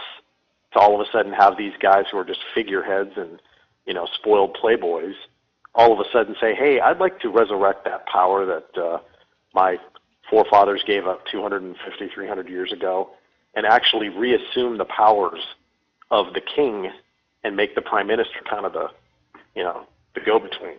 Well, I don't know, maybe there's something I don't know, but I never really saw anything in English government that technically or constitutionally prevented the king from doing what the king always did. Well, exactly. I mean, and I think you're right. The king more is a figurehead, or the queen in this case is more of a figurehead, and represents England as a whole, and is the epitome of England. And if you look at the way people kind of worship the monarchy there, that's exactly what it is. But don't kid yourself that the underworkings of the English, even though they have a parliamentary system and everything, the Queen of England still influences a vast, and the monarchy wields a vast amount of power over in England. And that's actually because, you go back to, don't want to dive in too much conspiracy theory, but, you got to remember some of the banking elites and stuff, are still England, still come from England and everything. And so they wield a tremendous amount of influence over the monarch as well. Yeah. To me, that was just more intriguing than anything. I mean, I don't know the English form of government very well, but I just thought, man, that would be a great novel. If somebody wrote a novel of, some, heir to the throne, and the moment he becomes king, he says, hey, I think it would be fun to just become not absolute, but, take on the powers that, like King George, the monarch that we fought our Revolutionary War against, was basically under the same structure of government. Now, again, I'm no English constitutional scholar, so I could be wrong on that, but that would just be intriguing as even a novel. But you know what? Actually, I will reach out to one of our listeners who I know is listening to us in Edinburgh right now, who is a writer, and see what he has to add. Maybe I shouldn't have given that away. I should have. No. We're not going to steal your idea. That'd make a pretty good. A Dan Brown novel. Well, exactly. I mean, my thing is that instead of us here doing conjecture and stuff, maybe he can give us a little insight on how obviously you have the Parliament, the two houses, and Lords and Commons, and then we're the Queen. But like I said, you can just see, with the marriage that went on and everything. I mean, that the monarch still wields a ton of influence in England. If you go up to Scotland and stuff, they'll tell you flat out that the monarch still, or England still, wields a ton over its subjects, a ton of power over its subjects and stuff, or its perceived subjects. So, maybe I'll get someone that's living in that environment to get them on the air and kind of explain to us, because, and I think that's kind of what we're being pushed towards here. I mean, I think, when societies fall, everybody looks to a ruler or a person to raise them up and not, draw the line. I mean, what we're going through financially, if you look at history, just recent modern history, look at Germany right before World War II. And their economic system, and how Hitler promised a job for everybody, and healthcare for everybody. But more importantly, one of the things that he did financially, which is what our government's doing right now, is the interjection of money into the economy to keep it afloat.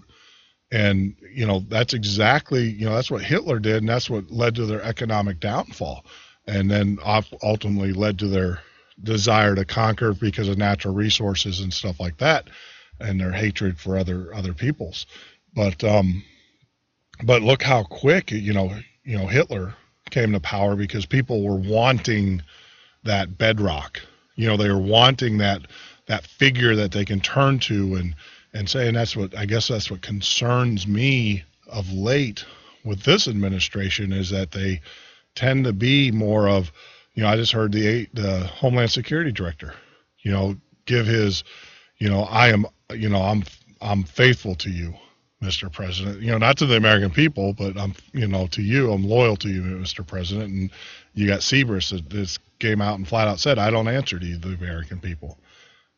She's so it's kind of like we have a pseudo monarchy going on, or attempt of that here in the United States. But that's a topic for another conversation. So I appreciate, we were talking, how long do these things go?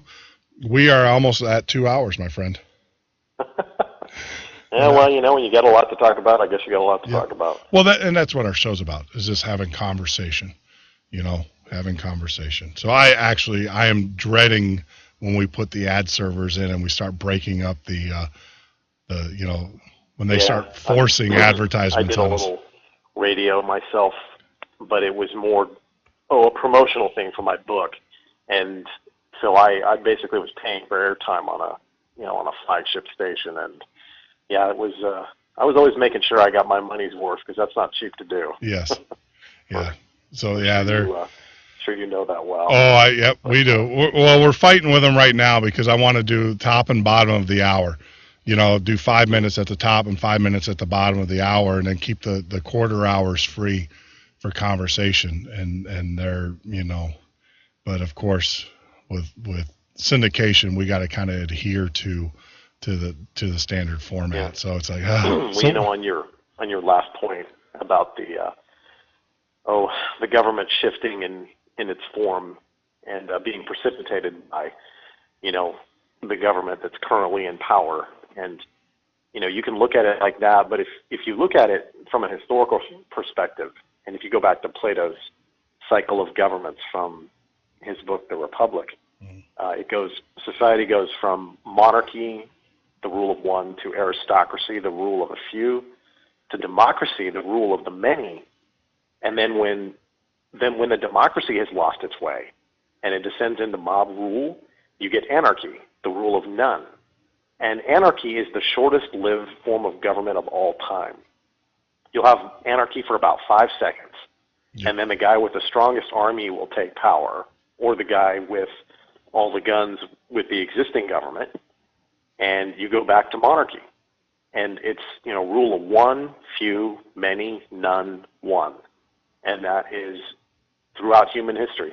In fact, I remember just something that really blew me away is when our troops went into Baghdad, and there was absolute anarchy in the streets. I mean, you probably remember people were, stealing from art galleries and robbing, and because the U.S. military still didn't have control of Baghdad. And so the Iraqi people and Revolutionary Guard units were just, doing whatever they wanted to. And CNN interviewed an Iraqi shopkeeper who said, I would rather have Saddam. And that just kind of shows you that if all you are given is a choice between a monarchy or anarchy, you will take a monarchy every time. Yep. Because at least you have basic stability and safety. Maybe no freedom, but I think I'll take that over the rule of none. And unfortunately, that's what will happen.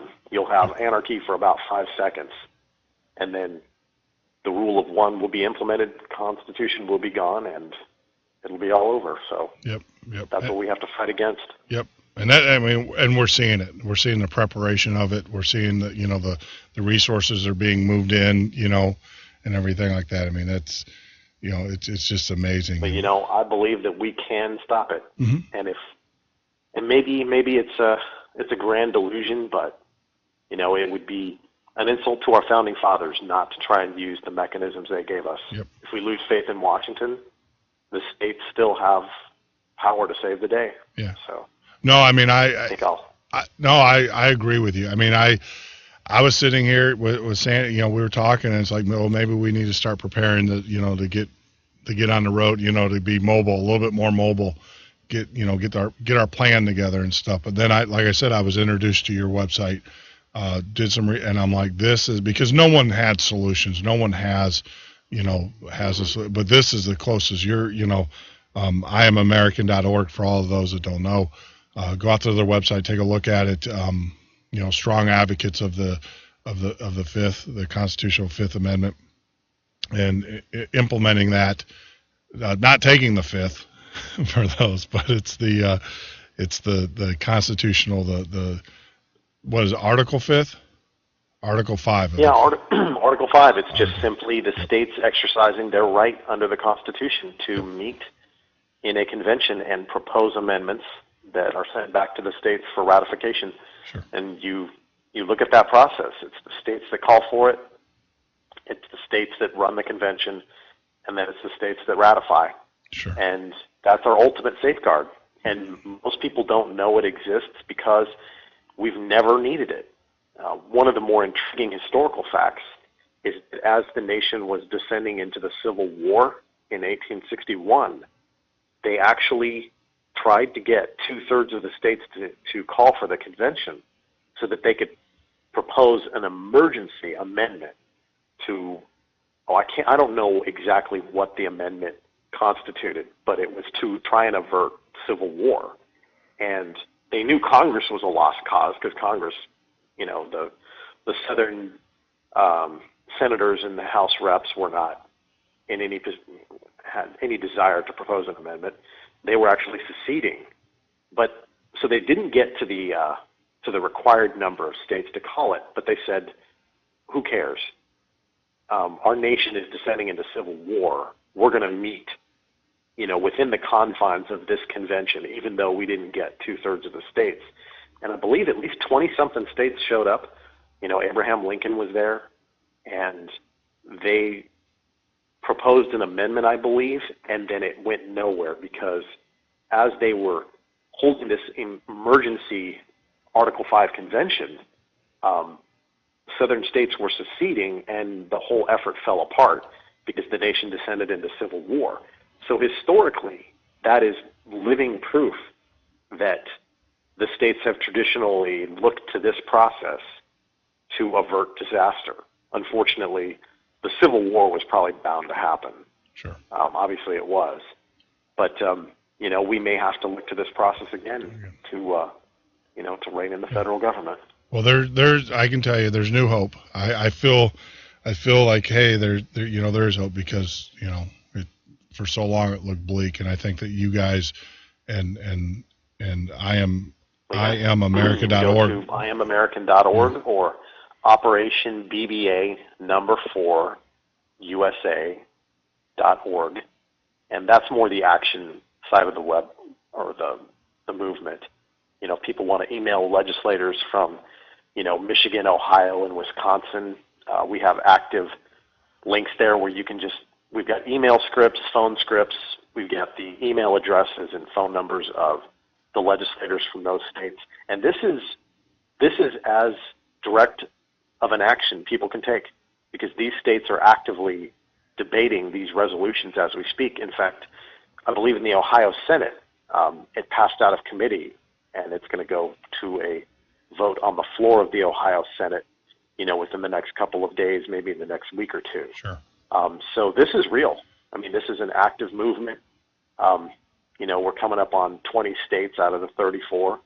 So if you, again, go to Operation BBA 4 USA.org, you click on the Take Action link, and we've got all the information there. It's a no-brainer. You can just copy and paste the email script. The email addresses are right there. So if people aren't willing to do that to save their way of life, I don't know. Our founding fathers, gave up everything.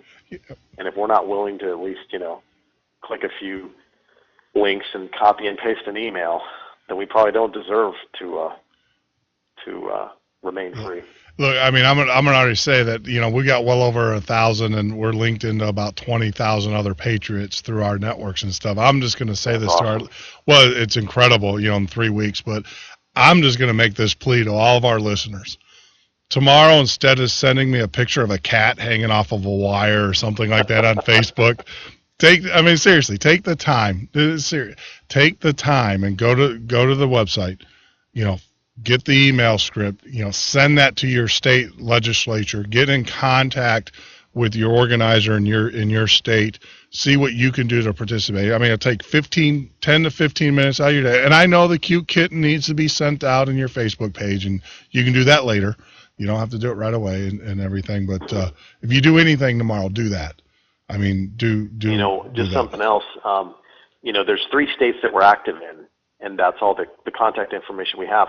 And what people have to realize is that when they send an email, like if you're from Idaho or wherever you're from and you want to help out in Ohio or Michigan, you can, because those emails, those state legislators have no idea where they came from, whether it was a constituent or someone outside the state, because they're just generically scripted to say, hey, please support this Article 5 resolution calling for the convention.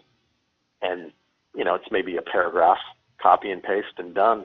Yep. And we could use all the help we can get, no doubt. Absolutely. I'll be doing an email campaign between Facebook posts tomorrow and talking with that would be awesome. No, we'll definitely do stuff like that. And, count me in here at Wisconsin. I'll get in touch with Quinn and we'll get, and I know we have several patriots in the Wisconsin area that listen to the show every night. And they're very active, very active. I will, when we get off the air, I will email you sure. All the pertinent information so you can post it or do whatever you'd like to with it. Whatever you can do, we appreciate more than you can know. Not a problem. And the other thing too is the show. I'll get to you if you guys don't mind. We just started this as part of our advertising to get the word out. We will print up a letter size like banner or whatever, that like an advertisement that has a quick link, and what we'll do is we'll quick link this show with a Q code, so that when people you guys can post those up, and then when they scan them in, it will go right to this actual show. It's something that we just added to help advertise and promote our show. We're getting out there. It's just crazy. And I appreciate you taking time. I know it's late for you and everything. So Lauren, I can tell you, I was down in the dumps yesterday after I'm like, what am I to do except pack up the family? Well, I was looking at RVs. I'll be honest with you. I was looking at RVs and saying, all right, looking at how we can pack them, and then looking at land in different areas. Now, the great thing is I live in the north. So if it does hit the fan, I'll just go further north. Typically people don't want to be in the cold. I thrive in it. So we'll just move further north, away from them. But after reading your website, know that we're getting there. We got 9 states. We need the 36. And we'll get there. I think we're on our way and stuff. But I appreciate you taking time out of your night and talking to our listeners. Okay. I will send you that email, and thank you so much for having us on. Not a problem. Take care, my friend. All right. Be well. Yeah, bye. So there you go. I highly recommend that you guys go out to iamamerica.org, get out to their website. We will be posting on our website, Facebook page and everything, all of their contact information. I actually, I'm just going to tell you, I'm excited. I'm pumped up, because, and it goes back to that whole notion of, God doesn't give you what you want. He gives you what you need. And I was sitting there, literally, I've been sitting for the last week. I'm reading this stuff and I'm awake, but I'm being awoken even more so. And it's scary. You know, to be a patriot is to be a good American, but you got to be concerned. You got to be concerned about your communities and your neighborhoods and all of that. And I was. I'll be honest with you. I was very, very, I want to say distraught, but I was concerned. I was concerned about, our country and where it was going, and we didn't have a solution and stuff. Well, guess what? I think we found it. I think we found it here for you. And you go out to I am American. I am an American. I am American.org. Go out to the website. Now, for some of you guys, it'll be like, oh, it will switch over to info. I did see that earlier today, so don't panic. They're not being scammed or anything like that. It is the same organization. But go out to their website and get involved. Reach out. They made it easy for you to cut and paste scripts and send emails and all of that. And actually, in our Tech Talk tonight, I'm going to give you a tool. We're worried about or always concerned about the NSA listening in on our lives. I'm going to give you a tool that you can use for email, for encrypted email, to do that. So that's in our Tech Talk section. We are obviously going to stay on for the full 3 hours tonight. We got a lot of news still to cover after we get back from the break. Some of the things, we talked about it. National debt. Your share of the national debt is now $1.1 million. Yeah. Democrats are now backing an automatic debt limit hikes. In other words, they want to abolish the debt limit. Just here's a blank check. Knock yourself out. Actually, here's a blank checkbook.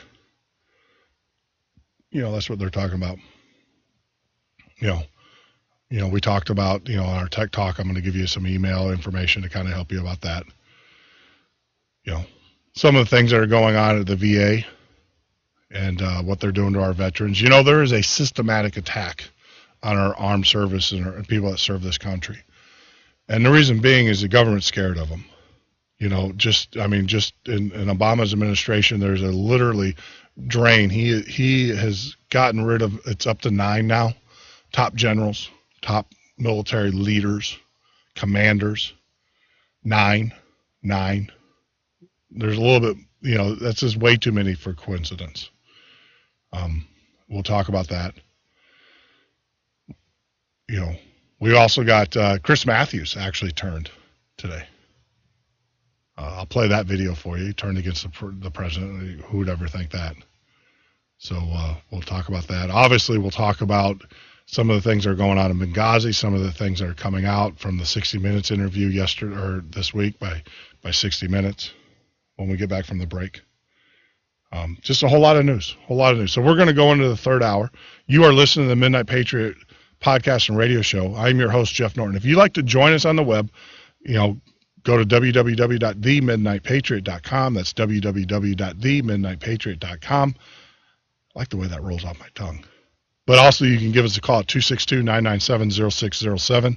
That's 262-997-0607.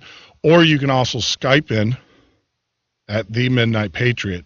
I know some of you guys did try to Skype in, but we were doing an interview and we had a very limited time, especially with Lou and stuff. So we're going to take our break. When we get back, we're going to cover the news, some of the things that are going on in the world today. Some of the things, no news to you guys, to fellow patriots. But you're listening to Jeff Norton, the Midnight Patriot Radio Show and podcast.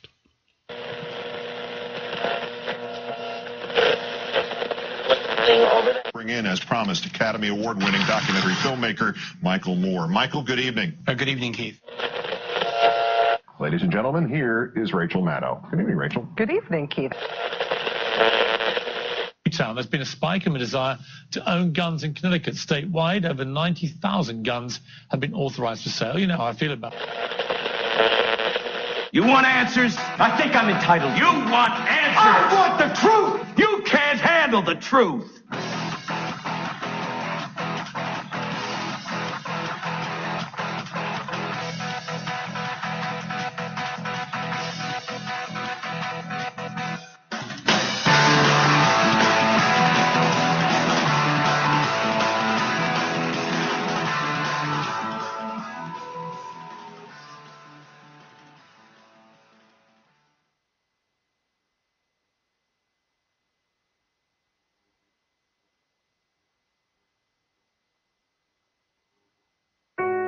In a moment, cancer changed our lives forever. We were told nothing could be done to enjoy these final moments together. But in that moment, when all seemed lost, St. Jude Children's Research Hospital gave us hope. Because at this moment, St. Jude Children's Research Hospital is saving lives with pioneering research and care. We're changing the way the world treats childhood cancer by sharing our discoveries with doctors and scientists everywhere. And we'll never have to pay St. Jude for anything, ever.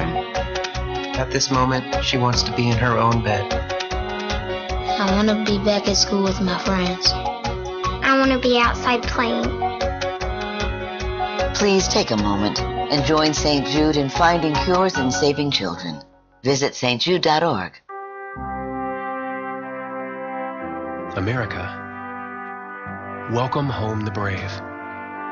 The brave men and women who serve their country are coming home.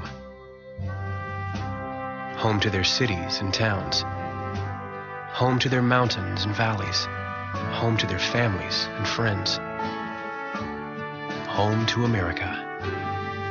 Some of these warriors are coming home with wounds you can see, and some with wounds you can't see, like post-traumatic stress disorder. Wounded Warrior Project was created to provide the support these wounded veterans need to ensure their return to America is well-adjusted and successful.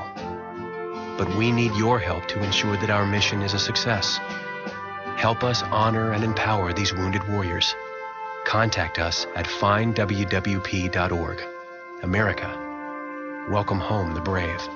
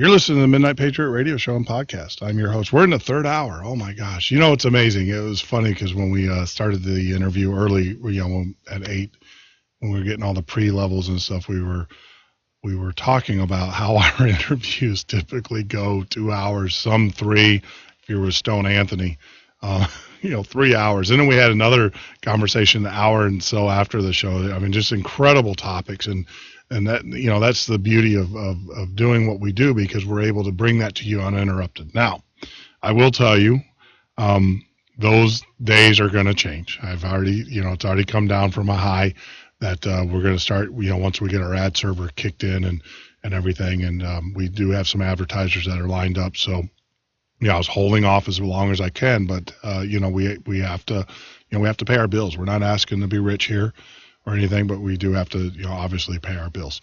And it's Lauren was saying when he was actually renting time on a radio station, it's not cheap, and it's not. I mean, our overhead is, but God willing, God gives us what we need, not what we want. And we've always gotten what we needed, and everything. But yeah, we do need to move into that. So we'll have to, next week we'll probably be changing the format. We are trying to work out a format to give us maximum talk time, because this is a talk show, and as we get more and more callers in there, I want to be able, and we get our hybrids up and running for the phone lines coming in and stuff, I want to be able to give you the opportunity to speak. I don't want to rush you off the show or whatever, because we're at a time constraint. So we're working that out with the network, trying to get that done, and seeing with the ad servers that we got to put in. So once again, I'm your host. This is the third hour. I'm Jeff Norton, your host for the Midnight Patriot Radio Show. You can join us on the web at www.themidnightpatriot.com. give us a call at 262-997-0607, or you can always Skype us at The Midnight Patriot. The lines are open. We are monitoring, so if you want to jump in, feel free to. This is your show. So if you have a topic you want to bring up or talk about, feel free to do that anytime during the show. Like I said, we are monitoring the lines a little bit better, and we'll be able to get you on the air. So before I took the break, we talked about, and we actually hinted about it in the interview with Typhoon Lou Marin and Lauren E. Enns. Got his name right this time. Enns. So, we talked about the fact that as of today, your share, we've been reporting here at the Midnight Patriot that your share of the national debt's been about $124 to $143 million, depending on what financial trick they do today. In reality, it's actually $1.1 million. And the reason why is because there are unfunded obligations. In other words, obligations, commitments that our government has made, be it pension, Social Security, all of those things. And right now, with those factored in, you're looking at about $122 or $121 trillion this country's actually in debt. Our credit card payments, are about 17 to 22 trillion. Our actual physical debt is 100. So with that, pull out your checkbook. Every American, I know you got it. You're in America. You got it. Come on. The other 56% of you, the other ones, don't worry about it. Just put your, you don't have checkbooks. But the rest of us, grab your checkbook and write that check. You ain't got it. No one's got that. No one in our listening group has that can write that check. And if you can, I would tell you, take that money and buy yourself an island somewhere, or somewhere, say, get yourself some storable food. Listen to our show when Prepper Recon's on Thursdays. Take his advice. So there you go. So the number has gone from 120 and some change, 140 and some change, to actual $1.1 million. I don't know if people actually realize this. This president, when he came into office, the debt was roughly about $10 trillion. By the time he leaves, he will, and that's the whole history of the United States. That's the history of the United States as a whole. That's, $10 trillion. And then he comes in office, and they're talking, just in February alone, we're going to be at $22 trillion. He's going to add $12 trillion in the national debt in the 5 years. Now, that's crazy. That's completely insane. That's criminal. That is criminal. And if you listen to our show the last hour and stuff, we actually had representatives from IamAmerican.org, and they actually have a viable, and they have a plan that's in place, that's running right now, to take this country back from the power elite and Wall Street and the political machines and put it back in the people's hands. So I highly recommend that you go out to their site. I mean, I'm going to promote as much as I can because it is viable. It makes sense. It's definitely, it's definitely something that's up and running. Impeachment would be nice because people need to be punished for their lawlessness. And this is an administration that we clearly on this show has demonstrated is very lawless. We demonstrated that time and time again. They don't get a pass. They shouldn't get a pass. You have to follow the rules, the laws. If you did what they did with your financial books, you would be in jail. You would be in prison for financial fraud.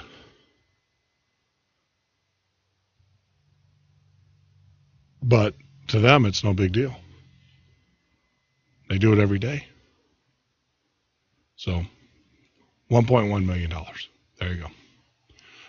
And to add injury, because the $1.1 million is not enough. It's not enough. Got to pay more. Come on, you got it. I know you do. I know you got it. I know you do. But no, I kid. Senators, can you believe this? Have the audacity right now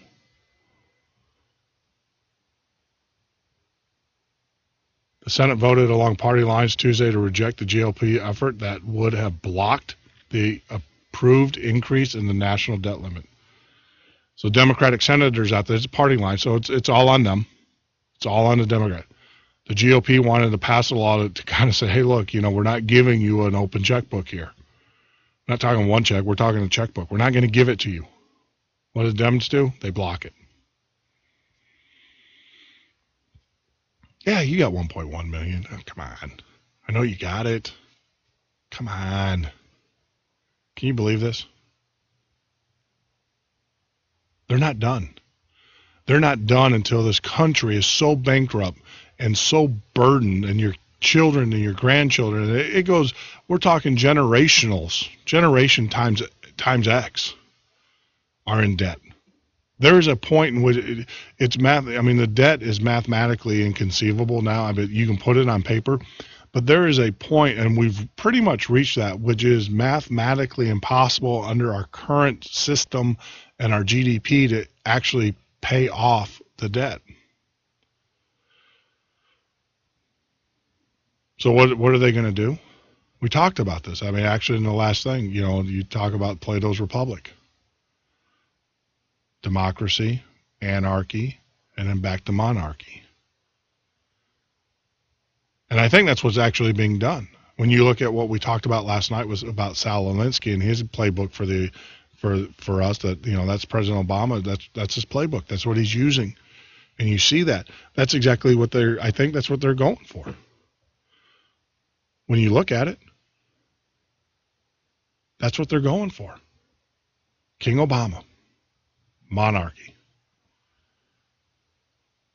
White House. We got to change the name of the White House. We should call it America's Castle. It's a castle. For the king. King Obama. I don't know about you. I do know about you because I know patriots listen to this show. I'm not living under a monarchy. Don't get me wrong. England, love it. It's a great country, great people. America is a great country, great people. But I'm not living under a monarchy. I'm not living, and I don't, I know they have a parliamentary system over there, but don't kid yourself. The banking elite still runs the show. Still runs the show. The monarch, the royal British family, I mean, they control most, if not all, of the major interests in this country, in this world, I should say.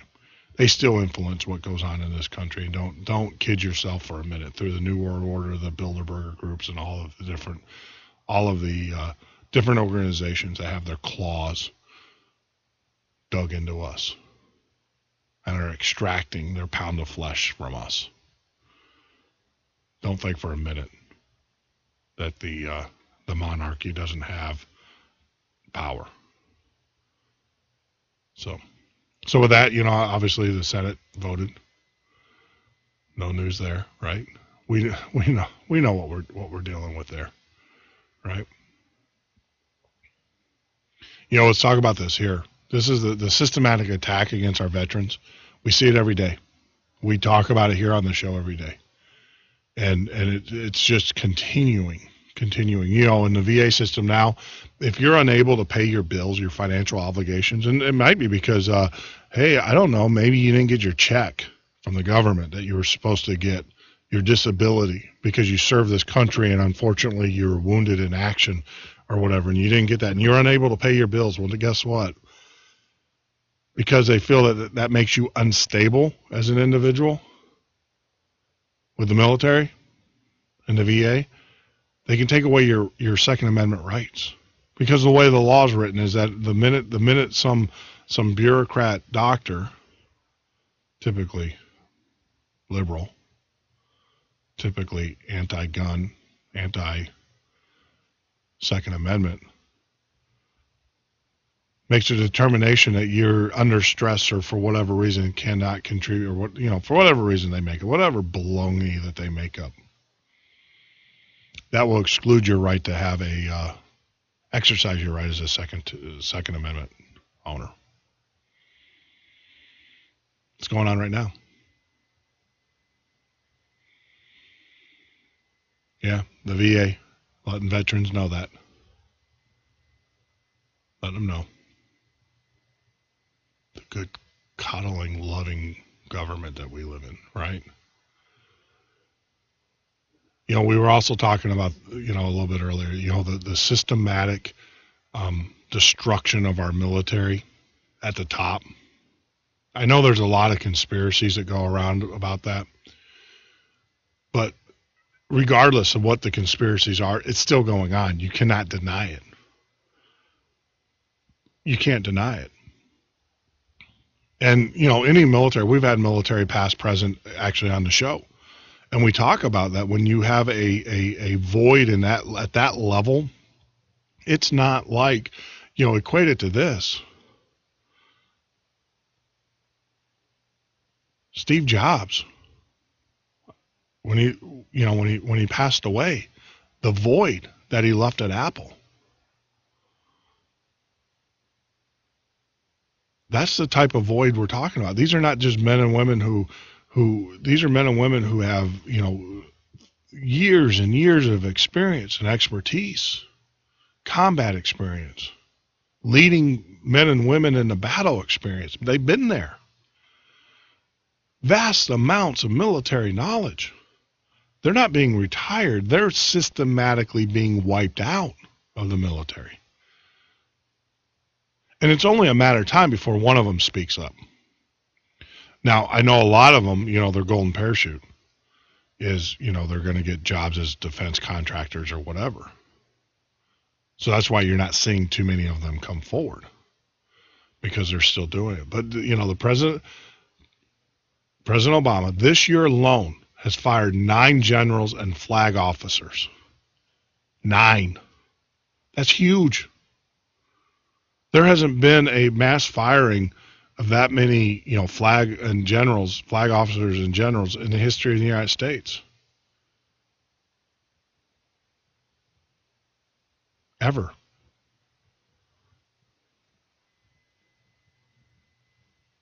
Now, of course, they're claiming, personal misconduct, whatever. No, it has everything to do with these men and women.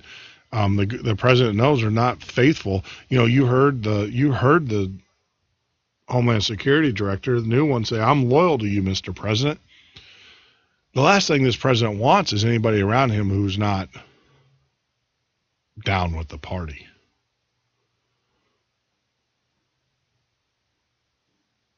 It's only a matter of time before these generals start speaking out. Yeah. Actually, here you go. Retired U.S. Army Major General Paul Vallée, an outspoken critic of the Obama administration, claims it's part of Obama's strategy to reduce U.S. standing worldwide. There you go. Someone that probably know. See, one thing about the military, there's a chain of command. And that chain of command, when it's followed, when people get terminated and stuff, there are people that know why. There are people that get the letters. There are things that happen. So there is a paper trail here. It doesn't happen in a vacuum. So it's just a matter of time before the truth comes out. I think we know what the truth is. I think we have a president who is systematically taking over this country. And if you don't agree with him and his policies, you won't have a job. So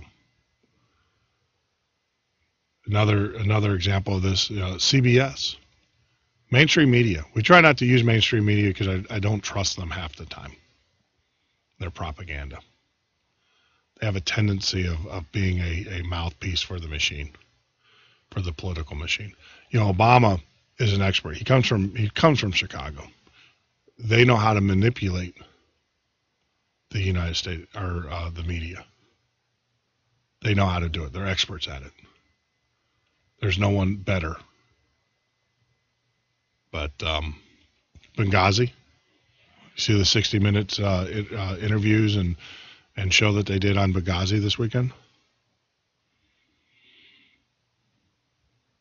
Makes you sick, doesn't it? Made me sick to know that we had striker teams that were there ready to go, ready to roll, and our government told us to stand down. Quote, that treasonous, anti-military Secretary of State. It's amazing. She has no problem putting them in harm's way with her president.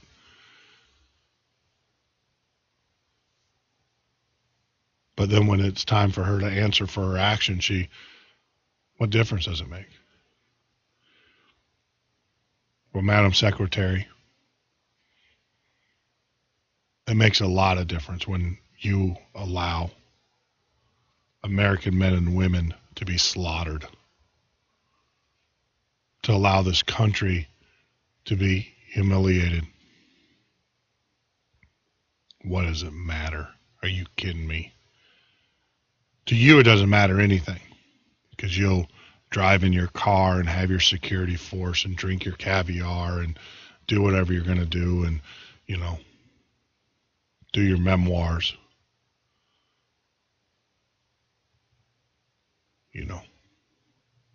So to you, it doesn't matter. To your kind, it doesn't matter. But to us Americans, it matters greatly. And we won't forget it. Whatever aspirations you have of becoming a president of the United States, I will promise you, I will guarantee you, if you are in this state or within 100 miles of me and I can get to you, I will be the first one with the sign up. And it's going to be a very simple sign. It's going to say Benghazi. That's all it's going to say.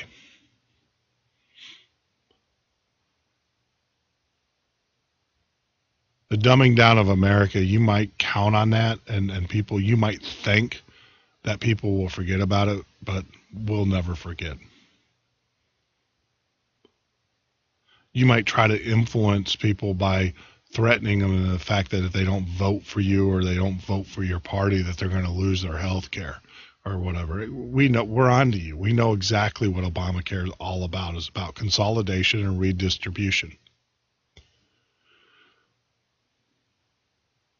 But as I breathe, I will, and I have a chance, I will never let you forget the men and women, the men, I should say, but the families as well, that you destroyed by your knowingly and wanting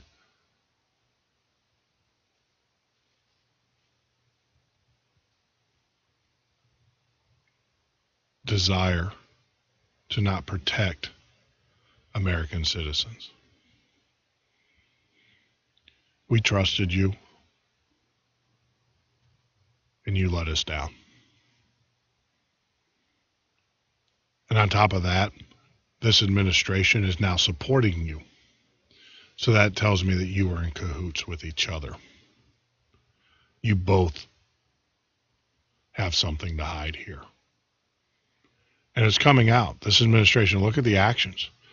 Look at the actions, the inaction that they did at the night of Benghazi, but look at everything that they did afterwards, the cover-ups, the lies.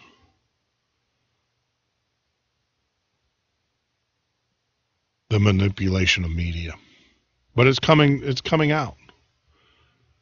CBS says CBS is now saying Obama administration pressuring Benghazi survivors not to talk.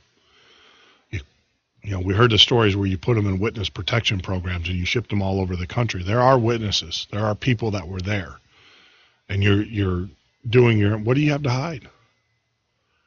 In a normal lawlessness, Mr. President, lawlessness. That's what your administration is about. It's not about hope and change. It's about lawlessness. We see it time and time again with your administration. It's almost to the point to where you don't even want to repeat it because it's too long. I can do a whole hour just on all the crimes that you have broken, but no one will prosecute you because you're the great leader. You're the great leader. You're a manipulator, Mr. President.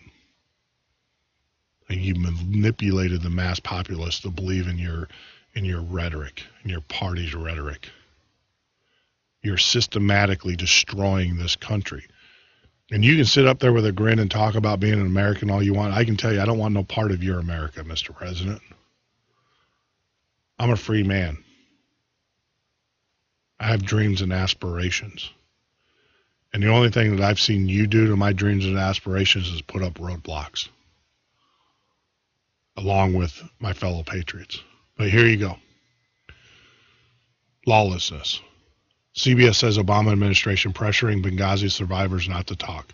An extraordinary amount of pressure on the people involved not to talk, and an extraordinary amount of pressure on anyone in the government, in the military side, the political side, not to say anything outside of official channels.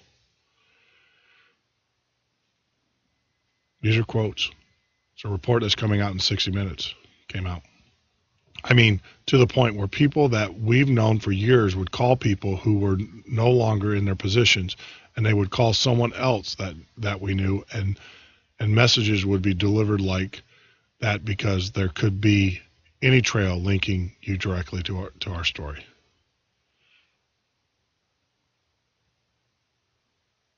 Logan, in her interview. CBS correspondent Laura Logan. They cleared house. They cleaned house. They got rid of everybody that knows. To the point that this administration, it's funny because it wasn't, this administration is going to be so transparent, but we're finding out that they're most restrictive. This administration is cracking down so hard on leakers, no one wants to put anything in writing. Everybody is scared to talk over the phone. People want to meet in person. All of that makes it so much harder to investigate anything. The administration. Transparency. The only thing transparent, Mr. President, is you.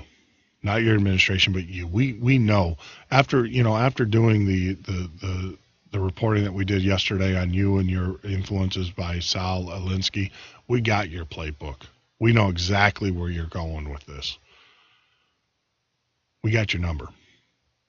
The problem is that we got to get your number. We got to get that message out to more. And we need you, the listeners, to help us. Tomorrow, like I said, obviously instead of sending that cute little picture of the kitty cat or whatever, the cat, stop for a minute, do two things for me. Go out to iamamerica.org, iamamerican.org, iamamerican.org. Get involved in what they're doing. But the other thing, too, to help us spread this message, take this show and repost it. Repost it everywhere you can. Tweet about it. Put it on Facebook. Put it on your personal pages. Get the message out there. Tell your people, we see all of these messages. Well, if you read this or you're my friend or whatever, you're going to like it and then you're going to repost it. You know what? Stop. Let's use Facebook before they shut us down, because they're going to. It's going to happen. So if you're listening to this show or whatever, stop what you're doing. Get out on Facebook right now and repost this to all of your friends and family. Let them know that they do have a voice here at the Midnight Patriot. That the truth, we are the information of truth. Do we get it right every time? No. Do we get it right most of the time? Absolutely. It's also refreshing, too, to notice that some of the articles that we talk about, 2 or 3 days after we talk about them, actually hit mainstream media and also hit Facebook. So I know that we're influencing people. I do know that. And for that, I'm appreciative. So once again, this administration trying to do a cover-up.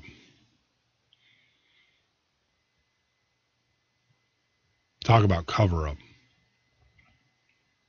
There was a reporter. I got to pull this up. God, I hate being green. I got to go back to paper. I got to go back to paper. It was so much easier when I had paper. But there was a NBC. Talk about admissions. omissions. Omissions. Not admissions. Omissions.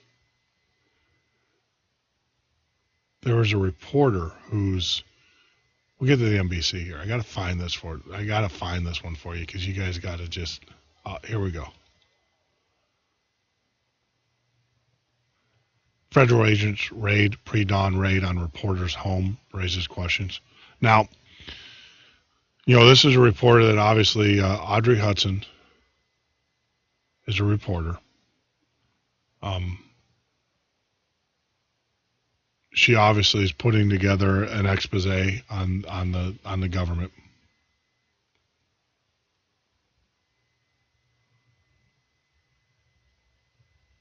Obviously, she's got the ire of the government because on the August 6th of this year, as her husband was leaving the house to go to work, dogs barking, commotion in the front yard. She looks out her window and lo and behold, her house was surrounded by law enforcement. Then, of course, her husband calls because he was leaving when he got stopped. Says, I'm in the driveway. He said, the police are here. Open the door. He's concerned for his wife, so he's telling her, please open the door. She was held captive by armed guards of the United States Coast Guard, Maryland State Police, and the Department of Homeland Security as they staged a pre-dawn raid in search of unregistered firearms and a potato gun. So they're there to raid her home of an unregistered firearm and a potato gun. That's what the warrant said. Well, they didn't take any homes or any homes. They didn't take any guns from her house. They didn't take the potato gun. But they did happen to take government documents and notes from the former Washington Times journalist. Agents took Hudson's records during the search for guns and related items owned by her husband, a civilian Coast Guard employee. They also confiscated her legally registered firearm, according to the court documents obtained by the Associated Press. So they took her legally registered. They were there apparently for illegal firearms, which they didn't have any, and a potato gun. They didn't take the potato gun, but they happened to take a handful cache of documents that she has acquired through her confidential sources. The armed agents held Hudson and her husband in the kitchen as they searched their home. At some point, one of the agents asked if she was the same person who had written a series of stories critical of the Federal Air Marshals program in the mid-2000s. There you go.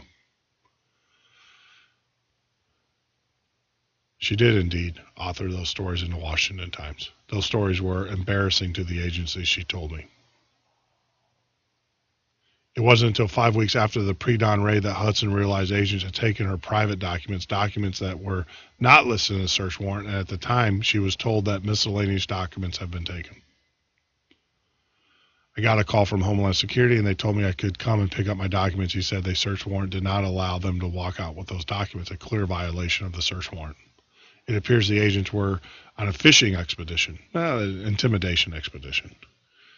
Speak against this government, you will have jackboot Nazi thugs knocking on your door.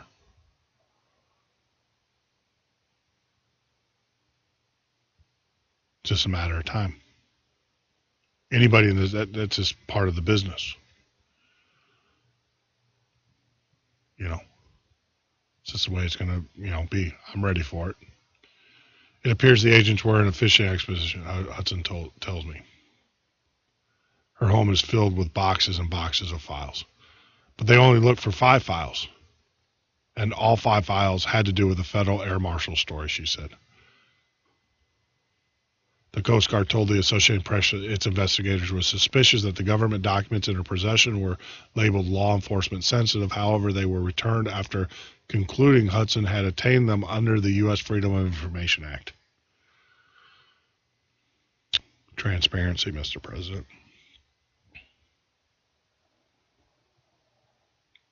There you go. Even our media.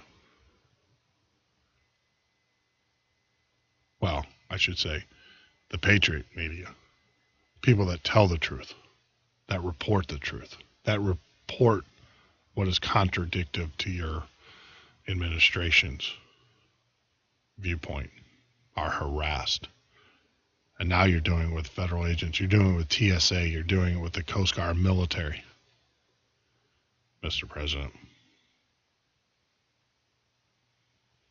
Lawlessness. Our military.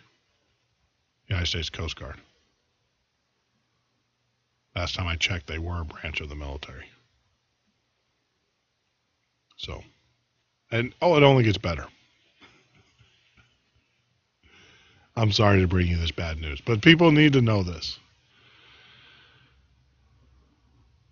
Here's another example of how our government has infiltrated mainstream media. You can't even get to, you don't even know if the truth that you get is the truth anymore. And they're doing it blatant. It's blatant. NBC News bombshell. Obamacare reports disappearance due to publishing glitch. So NBC wrote an article about Obamacare. And there was something missing from the republished version. So the servers, to give you kind of the backstory. So NBC News actually put a report out there, a post on their website. Well, the website crashed under the NBC News investigations. The website crashed. But then when the website came back, it was missing a key part. Now, if you go to Weasel Zipper, which is a company that caches websites and postings for historical, probably for this purpose, and because the Truth Ministry wants to set the truth straight, so they shut the site down. But then when it came back up, this is what was missing. This is the paragraph that was missing. None of this should come as shock to the Obama administration. The law states that policies in effect as of March 23, 2010 will be grandfathered, meaning consumers can keep those policies even though they don't meet requirements of the new healthcare law. But the Department of Health and Human Services then wrote regulations that narrowed that provision by saying that if any part of the policy was significantly changed since that date, the deductible copay benefits, for example, the policy would not be grandfathered. You hear about all of these Americans, all of these citizens who are being told that their policies are no longer effective. Well, under this law that NBC actually found, the Obamacare law, is their own law. They said anything that's effective as of March 2010, 23 would be grandfathered, which means consumers can keep those. That's what NBC discovered. Apparently, it goes contradictory to the policies of the United States government. So they shut the site down and they removed that part. Lawlessness. This administration, America, you got to realize this administration is usurping the Constitution of the United States. And it's not out of naivety. President Obama is a Harvard graduate, law school graduate. He taught constitutional law. He knows exactly what he's doing. Lawlessness. And that's why I'm saying you can't put too much faith in those up there on the hill, because no one's calling him on it. No one's screaming at the top of their voices in chamber and, in our Congress saying, look, you can't do this, Mr. President. This is illegal. You cannot usurp, the constitutional law. No one's bringing case in front of the Supreme Court. It's states that are bringing the cases in front of not the federal government. not the agencies of the federal government. So what makes you think that you can rely on those that sit in federal government to solve this problem? They have plenty of opportunity. If I was in D.C. and my office was right there in the Capitol, I guarantee you, I'm trying to keep it a family show, darn, Southern in me, that I would be sitting there at the halls of Congress screaming at the top of my lungs every chance I got, talking about the lawlessness of this president. The lawlessness of this president. But of course that doesn't happen. You know, every once in a while you'll get the Cruzes and the Rand Pauls, but you know, those guys are media guys as well. When push comes to shove, they cave. They really do.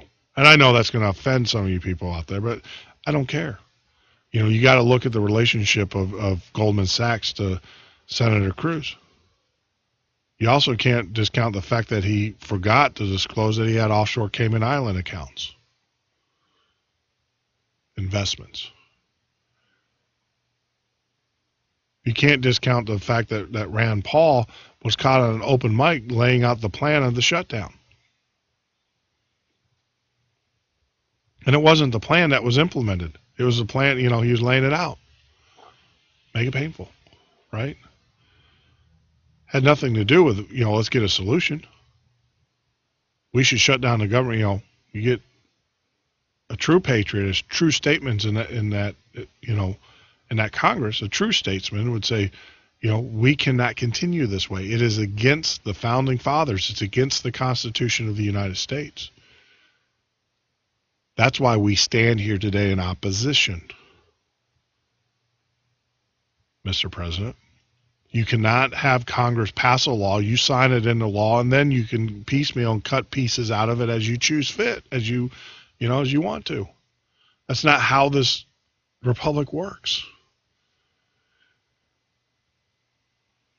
But you don't see that. And they're smart men. They're smart men.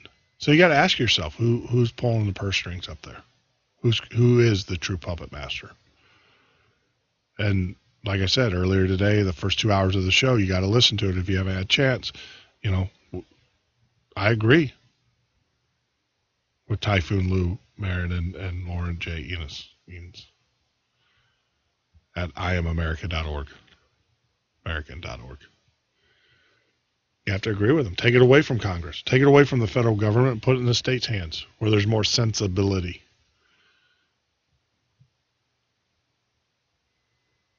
Take it away from them. On the Benghazi note, our forces were ready to snag some of the terrorists behind the attack of Benghazi. Guess what? They were told to stand down. Didn't want to offend anybody.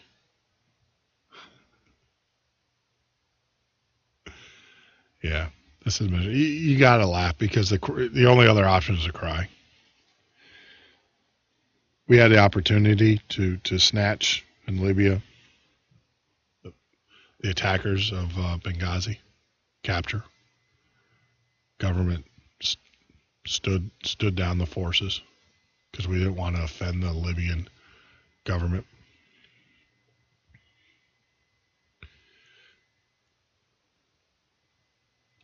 This is crazy.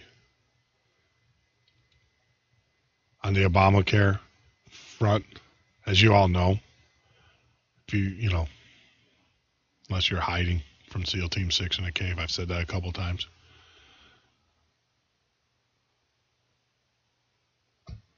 Came out today.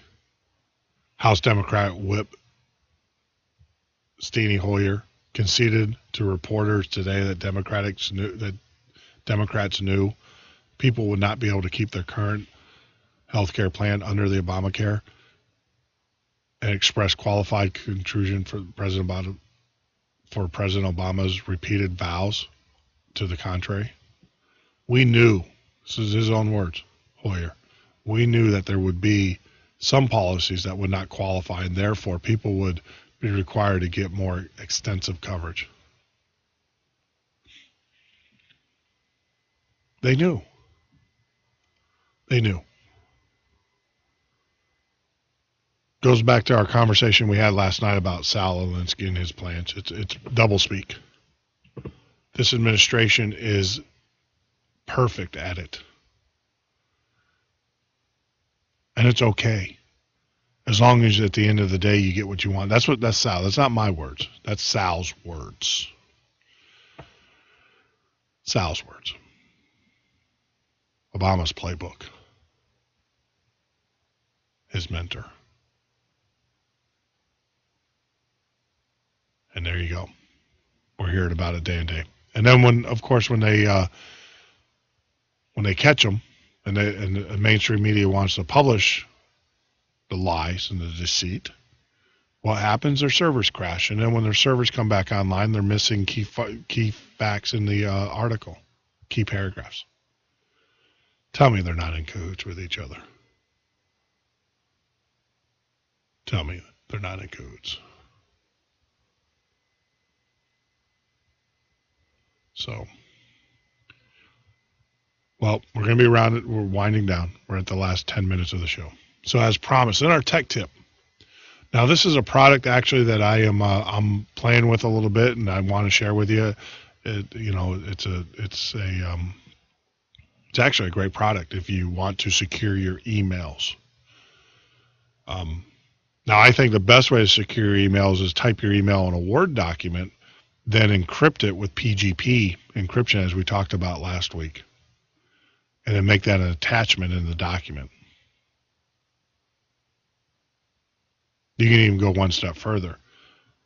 You can take the document, you can zip it up using a standard like WinZip with a password on it, and then you can encrypt that and send it. So you get double the protection. But for those that are lazy, I don't want to say lazy, but those that want to be a little bit easier, because you can use a product right now. It's called Valet Suite, VAULTLETSUITE, Valet Suite. Now, what this is this is a tool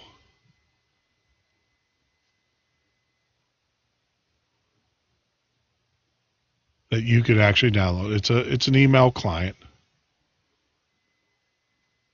called Valet Suite or Valet Mail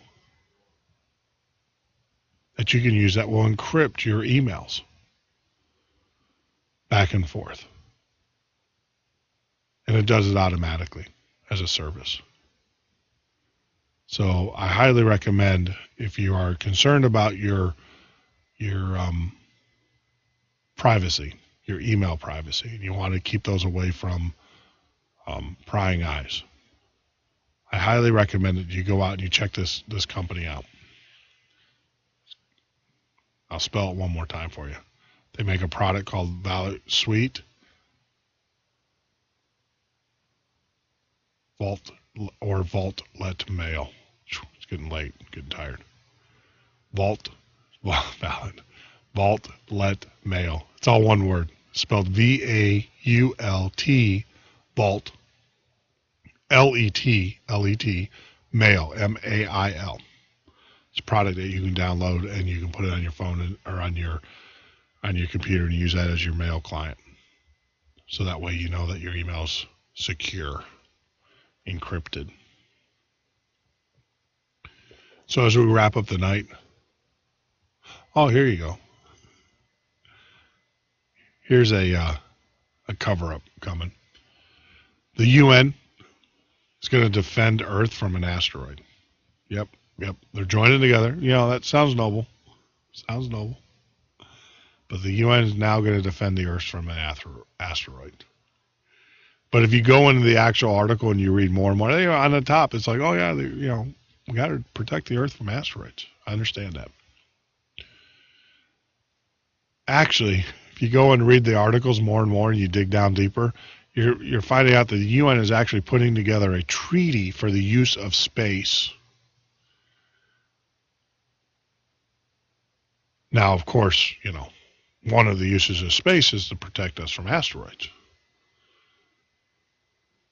But no, it's calling a committee for peaceful uses of outer space. In other words, the UN is trying to now get control of space.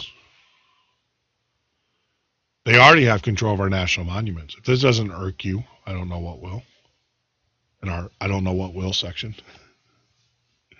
The United Nations is actually trying to, not the United Nations, but there's certain individuals who are trying to get the Alamo.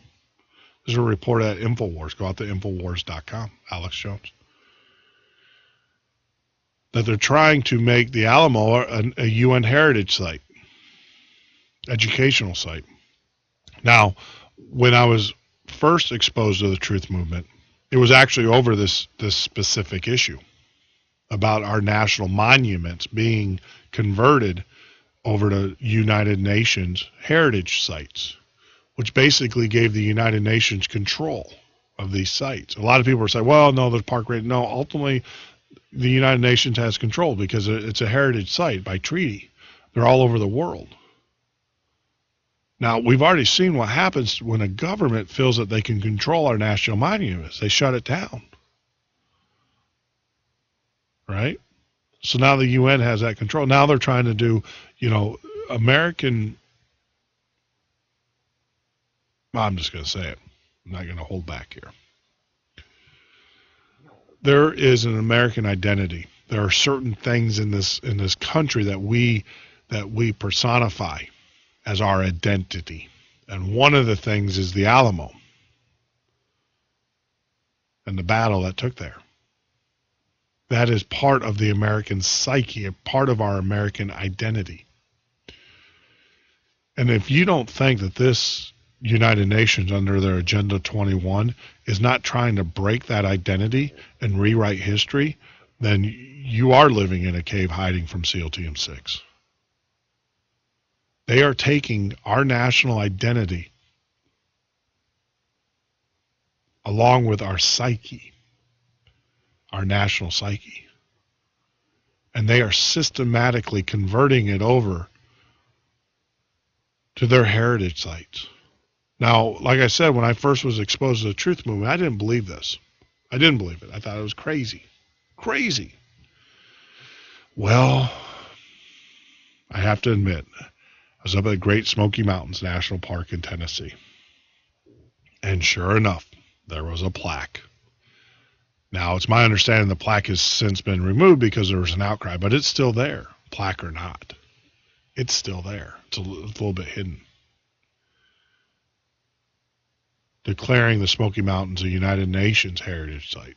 It's not a United Nations heritage site. It is an American site.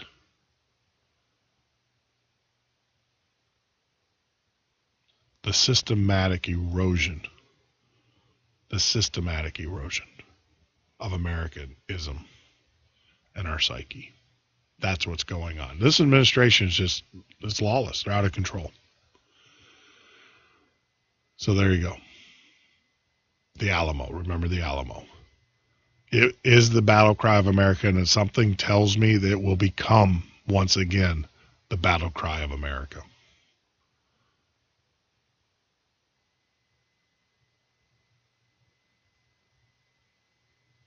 It's depressing. But knowing that I have fellow patriots out there who send me emails and texts every day and let me know that we are making change, or we are affecting change. We are educating masses. That keeps us going here at the Midnight Patriot. I appreciate your support. I appreciate everything you do here for us. Now, we kind of alluded to this. Those that are on Facebook page, on the Facebook page are probably already aware of this. Those that are not, we, every guest we have here is special. I mean, it's incredible. The friends that I've met, the conversations that I've had with people, I mean, it's just utterly, utterly incredible. We are affecting change. But tomorrow, we will have, for the first 15 minutes, we're going to be doing an abbreviated intro like we did before because we have to respect people's times. But tomorrow, we're going to have Rodney Lee Conover. He's actually running for a congressional seat in California. I'll let you tell you a little bit about his background, but he's in the know. He's in the know, especially in the broadcast industry.